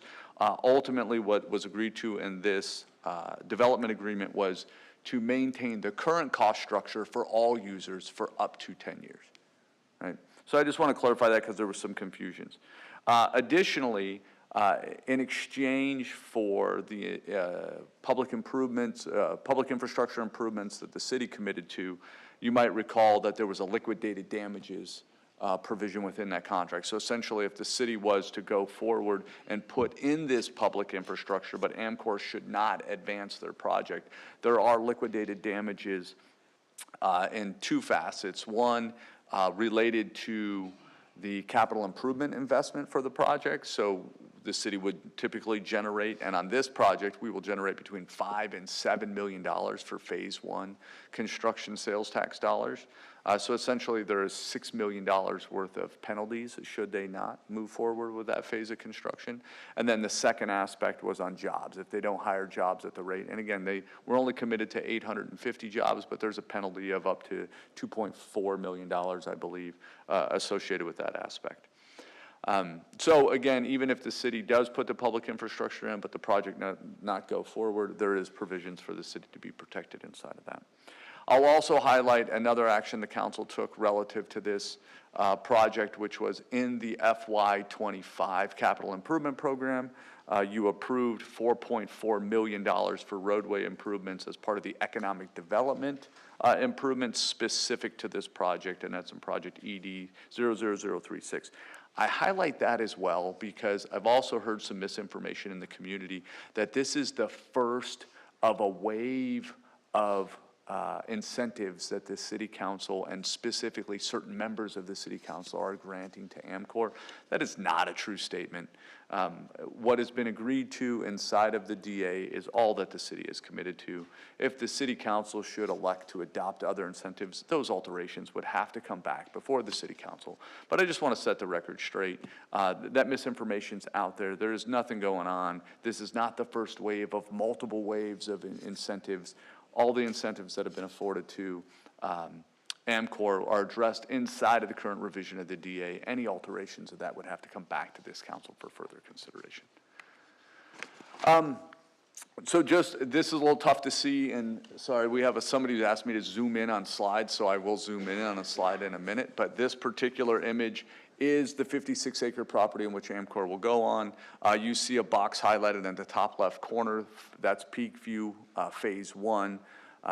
With the city is committed to build the full street improvement. On the south side of the property, you'll see another outlined area. That's Westward Skies. We call that Phase 2. The city has also agreed to go install that or reimburse Vistanza to install that public infrastructure.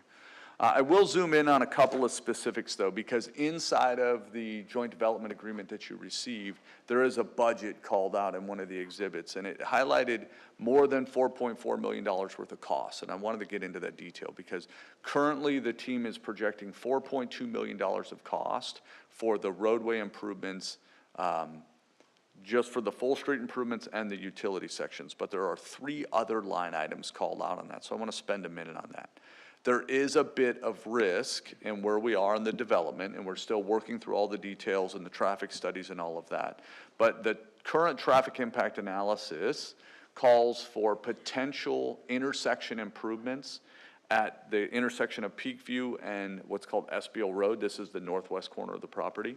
And it calls for a potential improvement at the southeast corner, which is Westward Skies and Desert Cactus. We highlight those here because there is the potential that this could increase the cost of the project at about $500,000 each. Talking through the team, I believe only the Westward Skies and Desert Cactus will need to be addressed. If this does come through, and we do have to do this improvement, you will see that come through in an FY25-26 CIP. revision because you would need additional funding. But we consider this as part of that roadway segment, and because we had committed within the development agreement to construct Desert Cactus, we believe that this intersection is part of Desert Cactus. We do not have the final number there, but we would have to come back and amend that inside of the CIP for your provision. The other thing you will see inside of that called out exhibit that has the budget are 2 reclaimed lines. So by way, just to remind you, one of the requirements inside of the development agreement is that Amcor must use reclaimed water as their primary production water source. We did commit to a potable water backup supply in the event the reclaimed line ever goes down. And as such, part of our Reclaimed Loop Project 2 is delivering reclaimed water from the Beardsley wastewater reclamation facility up to this area to tie together with the local Joe Max reclamation facility. And as such, these 2 lines, which are estimated about $580,000, will be constructed into the roadways, but the cost of those will be included in other water services projects and are not considered part of the economic development dollars. We'll build those into the project cost associated with the other reclaimed water projects. Just to point it out, and I know this graphic is a little tough to see, inside of the development agreement, you would have seen cross sections of what the roadways will look like. So on all 4 sides, each roadway has its own cross section. On the west, the north, and the east, those roadways will be a 1-1-1 configuration, meaning you have a northbound lane, a southbound lane, a turn lane in the middle. You have bike lanes on the outer side. That makes up the west, the north, and the east roads. The roadway on the south side of the property is Westward Skies. That's a wider road. It's a arterial roadway, which means it's going to have 2 lanes in either direction, plus a center turn lane. And then you may have heard Chris mention this earlier in the state land discussion, where state land has agreed to allow the city to do early construction of Westward Skies. We went to them and said, hey, to help with traffic for Amcor and to help with traffic for ALA, will you allow us to construct this roadway early? They said yes. Then we got greedy and said, will you pay us back for constructing that roadway? And they said yes, we'll pay you 70%, up to $3 million. So we will be coming back later to discuss that. It's not a requirement of the project. It was an optional thing, but very rare in our lives do we get paid back for public infrastructure, and that's a theme we're going to try to push more and more in the future. This particular slide addresses the roadway improvements that Vistancia is responsible to construct. So you see the same image of the 56 acres outlined. So the full roadway on the west boundary, the second half of Peakview to the northeast, and all of Desert Cactus. These are roadways that Vistancia will be reimbursing for the construction of. And then the same cross sections that were present in the city slides are also present here. This is a overall map of the Vistancia 5 North, and this just highlights when all of this public infrastructure is created. Upon substantial completion, all this infrastructure improvements will be dedicated to the city and will be maintained just like any other public right-of-way or public infrastructure. So with that said, item 31R, staff recommends that council adopt resolution 2024-80 approving the joint development agreement between Vistancia, Amcor Technologies, and the city. And with that, I'm happy to take any questions. Councilor Schaefer. Thanks, Mayor. Mike, so help me understand. I was reading through the developer agreement and I saw roughly about $3 million for street infrastructure on behalf of the city. Is that correct? Mr. Mayor, Councilmember Schaefer, actually the budget that's there is more than that. What's been approved in the CIP is currently $4.4 million. What we forecasted in, I believe it's Exhibit F, but I'm going from memory, is $4.2 million for the roadway improvements, and then there's the 2 intersections that we've highlighted at risk. Okay, so we budgeted 4.4 in the CIP for FY25, but this developer agreement that allocates $3 million, is that correct? Mr. Mayor, Councilmember, no. In this particular agreement, it's the budget specific for those 2 roadways is $4.2 million. 4.2 million? Yeah. You might be associating the $3 million with the I'm sorry, we throw a lot of agreements at you guys in a short window of time. The $3 million number might be a carryover from the pre-annexation development agreement for the southern part of Westward Skies, which is the maximum reimbursement with the state land portion. Thanks for clarifying. Yes, sir. Council, any other questions? Councilor, I have a motion to approve 31R. Move to approve. Do I have a second? Second. Please vote.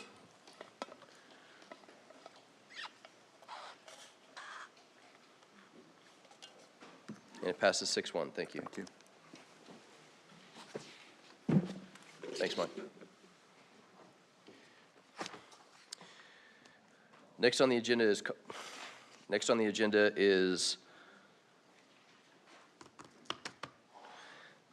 I apologize. I'm going to step back for a second.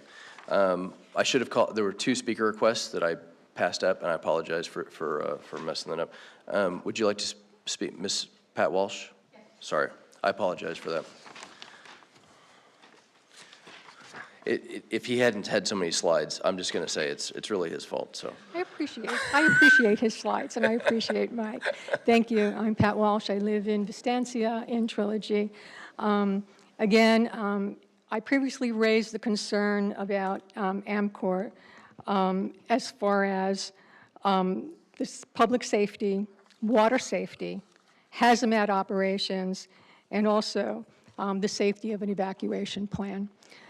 I raised these concerns after reviewing the process of the chip manufacturing. I'm not an engineer, but 77% of their current revenue is from the process of flip chip packaging.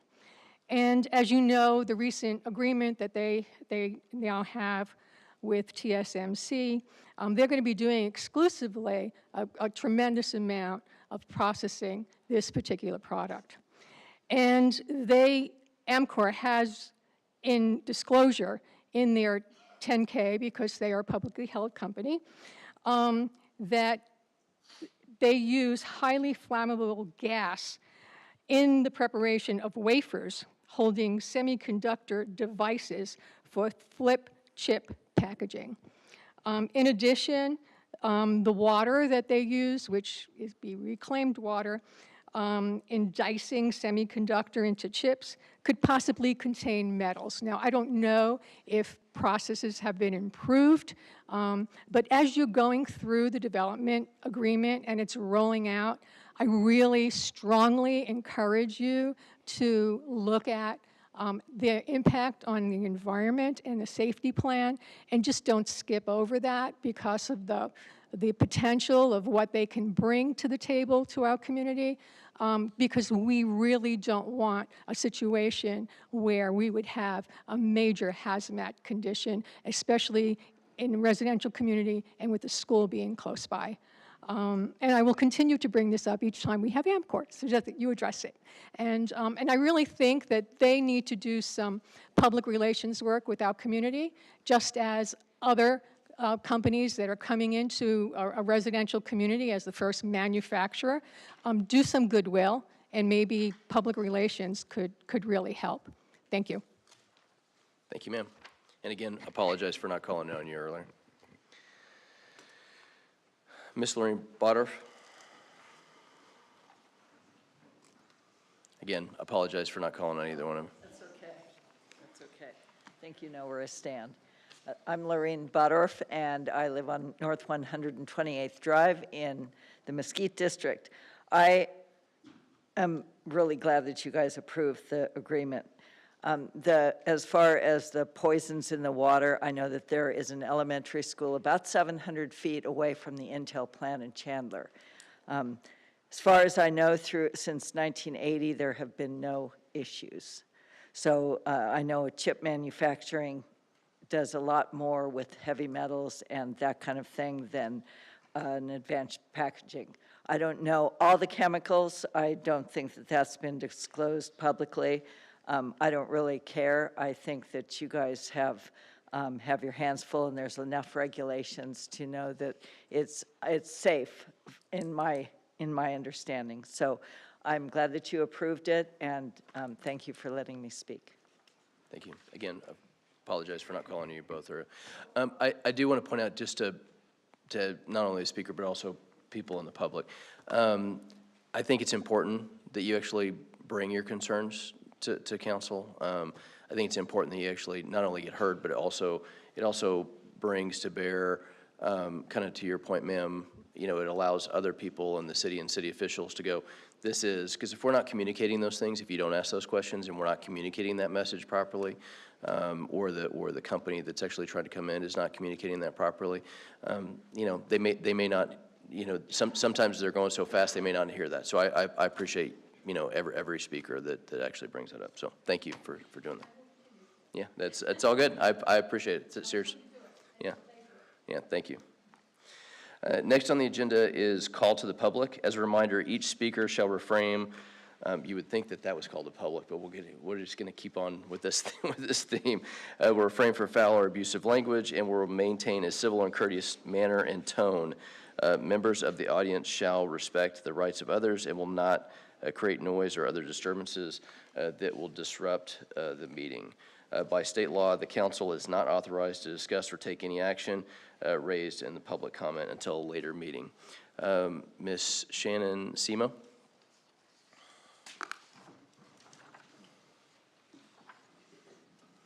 Hello. And Hello. I wanted to thank you for trying to enlarge the slide. I appreciate it.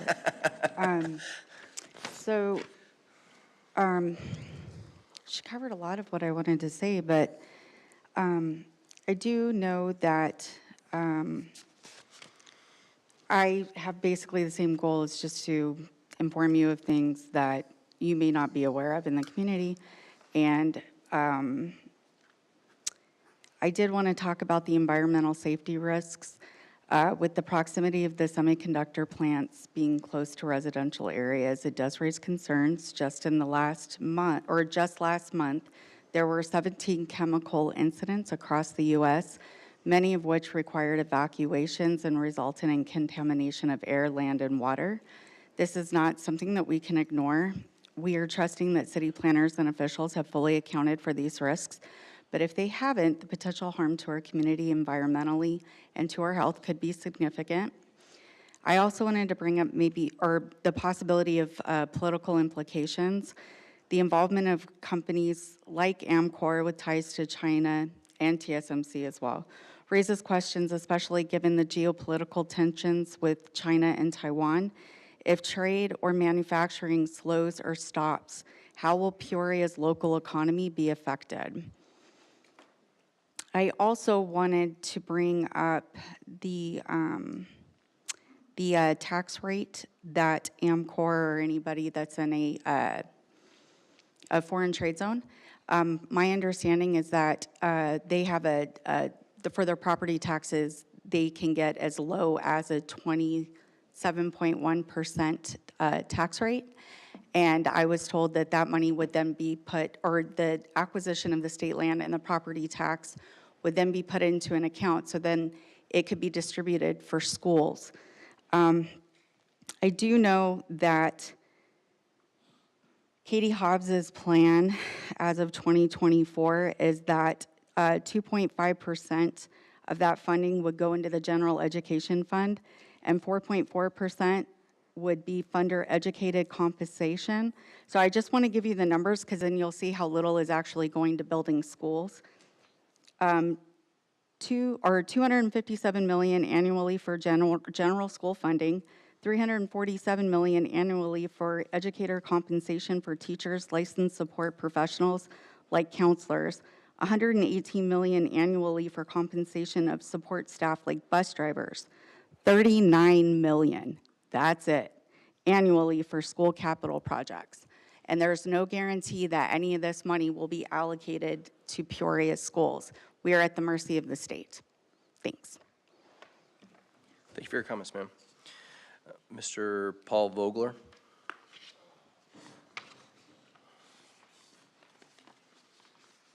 My name's Paul Vogler, and you make a good point with communication. I think it's the pillar. You can't have progress without communication. So, I have a ballot right here. You guys like this? Spend a lot of money on these things. You guys obsess over it, whether I should mark a box or not. Well, by and large, I don't care for government. I just avoid it. But I had a problem, 2023, January. I had an issue, and with the police department, it's been half resolved. Half resolved as in getting the first part resolved created another issue. What I realized and what I was concerned about is the lack of communication from everyone sitting up here. I told my friends, I said, hey, do me a favor, call Peoria City Council and see if they'll answer their phone. And they're like, yeah, sure, why not? I said, you know what? I'll buy you dinner if you can get through. I have yet to buy anyone dinner, and I'm talking maybe at least 50 people I talk to, maybe more. No one answers their phone. So how do we have communication without answering their phone? Okay, sure, you guys are busy. We have cell phones. They're attached to us. So I emailed. John Edwards, April 12th, 2023. I have yet to hear from you. Frustrating, very frustrating. Although maybe, I thought to myself, well, maybe I could hire an attorney, take my issue up and waste a bunch of money and taxpayer money and get nowhere. That's fine. And I said, that's stupid because I hate lawyers. They just waste everyone's time and they just get rich. So all I can do is vote accordingly. And in this case, you're unopposed. Well, you have a writing candidate, but she's not going to work. So all I can really do, which is sad, because of your lack of communication, I told my wife, I said, hey, let's budget to contribute to the next opponent, the ones who do communicate. And I tested that theory. I emailed people that are running for city council. Only one responded to me. I will donate that to them because money is the only thing you guys understand. Because clearly, it's just simply asking for help. And I'm a citizen. I'm retired. I am a homeowner. I'm a stakeholder. And I don't know you, John Edwards, but yet you don't seem to have time for me. And I live in your district. I live Lake Pleasant, Happy Valley. And maybe it's just me, but when all my friends and family and my neighbors go, oh yeah, that guy doesn't return calls, there's a problem. And all I can do, I can sit here and bitch and do whatever. It doesn't do any good. All I can do is vote and donate. So hopefully I'm wrong. Hopefully someone reaches out to me, but I don't think so. Remember, you guys work for us. Clearly it doesn't feel like that. So I also oppose that AMCOR. It's kind of a concern. Thanks a lot. Thank you for your comments, sir. I now recognize City Manager Mr. Henry Darwin.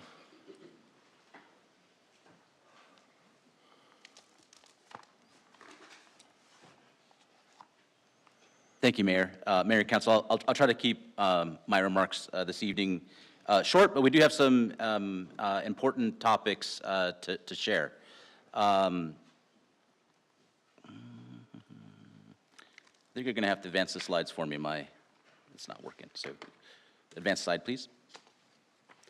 So where I want to start is to talk about our Citizens Academy for our fire and medical department. We have 20 community members that are learning about our department over 5 evening sessions.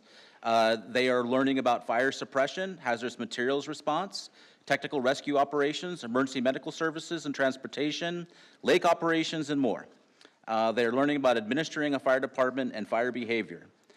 2 sessions have been completed with 3 more to go, and they will graduate on 10/24 having gained a deeper knowledge about how our fire medical department works. Next slide.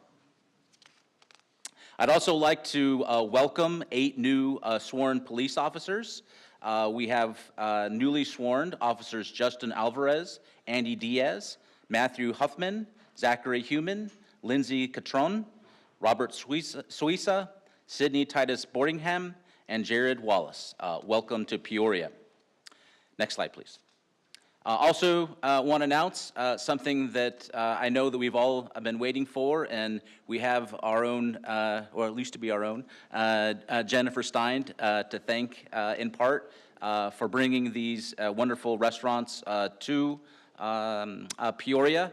We have North Italia, that their grand opening I think is on October 16th.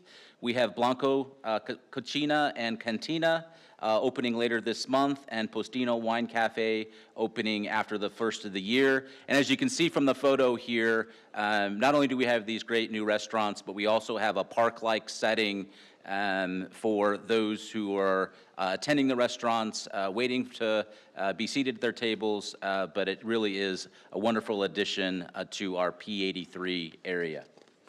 Next slide, please. As Jen mentioned earlier in the slides, we have just recently completed our retail and restaurant survey, got a lot of great information about what the community wants and needs in terms of retail and restaurant opportunities. The link there is on the slide. If anyone is interested in seeing a more detailed analysis and results of our survey, you certainly can see it there. But we absolutely are using this survey as we are planning for and trying to attract new businesses, not only to Peoria at large, but certainly in new developments like we just approved today at the North Peoria Gateway. Next slide, please.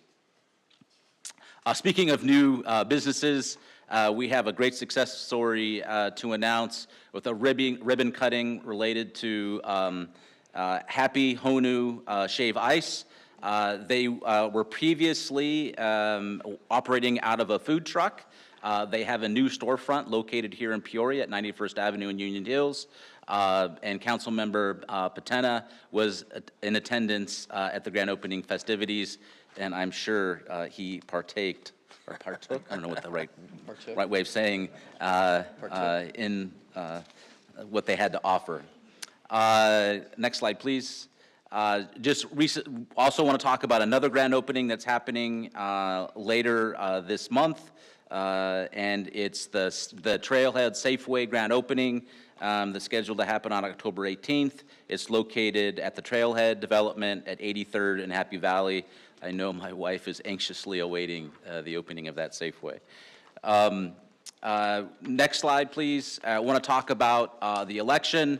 Even though we have a lot of construction activity going on here at the city, we are still available as a Dropbox location.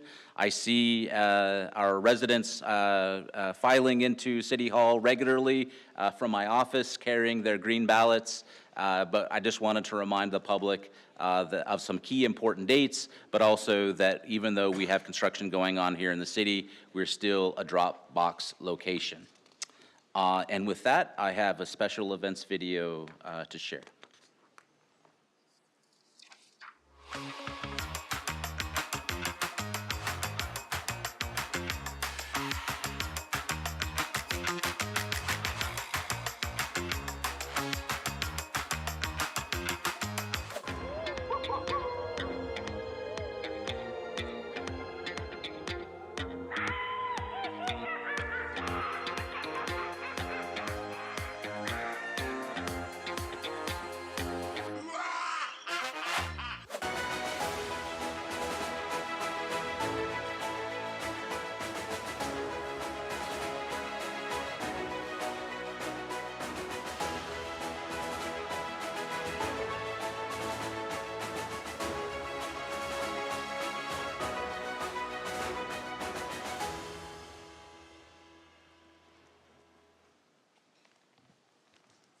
Mayor and Council, that's my report for the evening.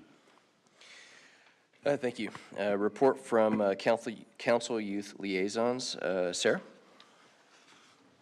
Thank you, Mayor and Council.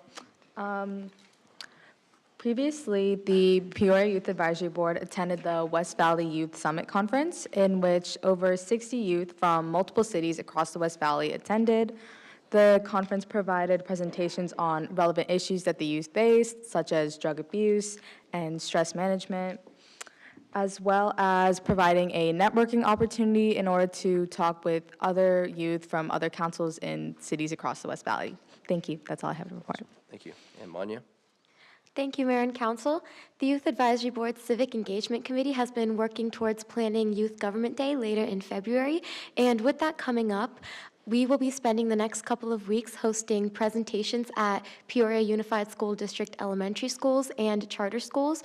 In these presentations, we're just going to be talking about civic engagement and how they can get involved in local government at a young age. And we're also going to be talking about what exactly we're going to be doing at Youth Government Day, and we're just going to be encouraging them to join us that day. Or days, because it is multiple days. And also, next month, a few of the Youth Advisory Board members, including Sarah and I, will be representing the City of Peoria at the National League of Cities City Summit Conference in Tampa Bay, Florida. We're all really excited.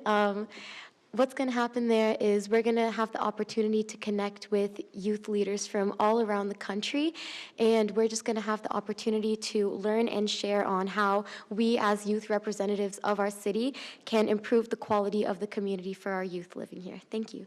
Awesome. Thank you. And next is the mayor's report. Do you have slides for this? All right. Today marks the last day of Hispanic Heritage Month, which runs each year beginning September 15th. National Hispanic Heritage Month celebrates the histories, culture, and contribution of American citizens, and those ancestors came from Spain, Mexico, and the Caribbean, and Central and South America. The beginning day of September 15th is significant because it is the anniversary of the independence of Latin American countries of Costa Rica, El Salvador, Guatemala, Honduras, and Nicaragua. The month represents a time to recognize the impact of Hispanic and Latino Americans have had on the United States. It is also a time to honor the history, culture, and contributions of the Hispanic and Latino Americans locally here in the city of Peoria. I'd also like to take a moment to highlight just a few of those individuals who have provided lasting contributions here in the city of Peoria. Dolly Sanchez worked for the City of Peoria Community Action Program in the 1970s and started the Dolly Sanchez Easter egg hunt in 1976 in neighborhood families with families and children, which we still celebrate today. Johnny Osuna, council member of 1977 to 1989, almost as long as you, Bill. and really spearheaded the initial conversations surrounding the revitalization of historic downtown Peoria. Among others, former Mayor Ron Travers, some of the city's first employees, Gilbert Barrera and Julio Castillo. Many have contributed to Peoria's history in a vital way over the decades. To honor and commemorate those contributions to the history of the city of Peoria, host a large Hispanic Heritage Month celebration here in the Valley, Somos Peoria, each and every year. As mayor, one of my top priorities has been to see the revitalization of downtown Peoria come to fruition. Let me just point something out, and we've talked about this in council a number of times. I am not the first, and I will not be the last to contribute to downtown Peoria. One of the things that we actually have talked about separately as council members and also whenever we have meetings is the start of the revitalization of downtown Peoria started long before I came in to become mayor.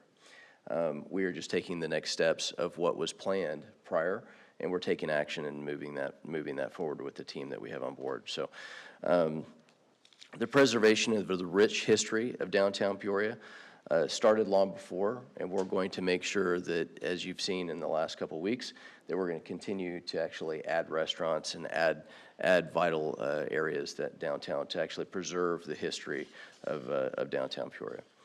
And lastly, this week we are cutting ribbons at two important economic development initiatives here for the city. The first one is tomorrow, October 16th, at P83 Dining Districts, and its official grand opening. North Italia, which I dined at 2 weeks ago, I think, is when we did the grand opening, is absolutely amazing.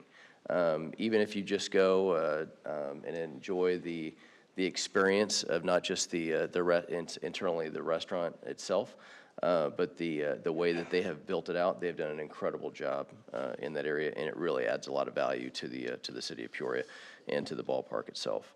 The second one is ribbon cutting of the Safeway at Trailhead, which will kickstart a highly anticipated and desired retail and amenity in the area of 83rd Avenue and Happy Valley. Greatly appreciate everybody's time and attention. It's 8:39, so whoever had the over and under, if we were going to get out of here by 8 o'clock, sorry. Thank you for everybody's time and attention.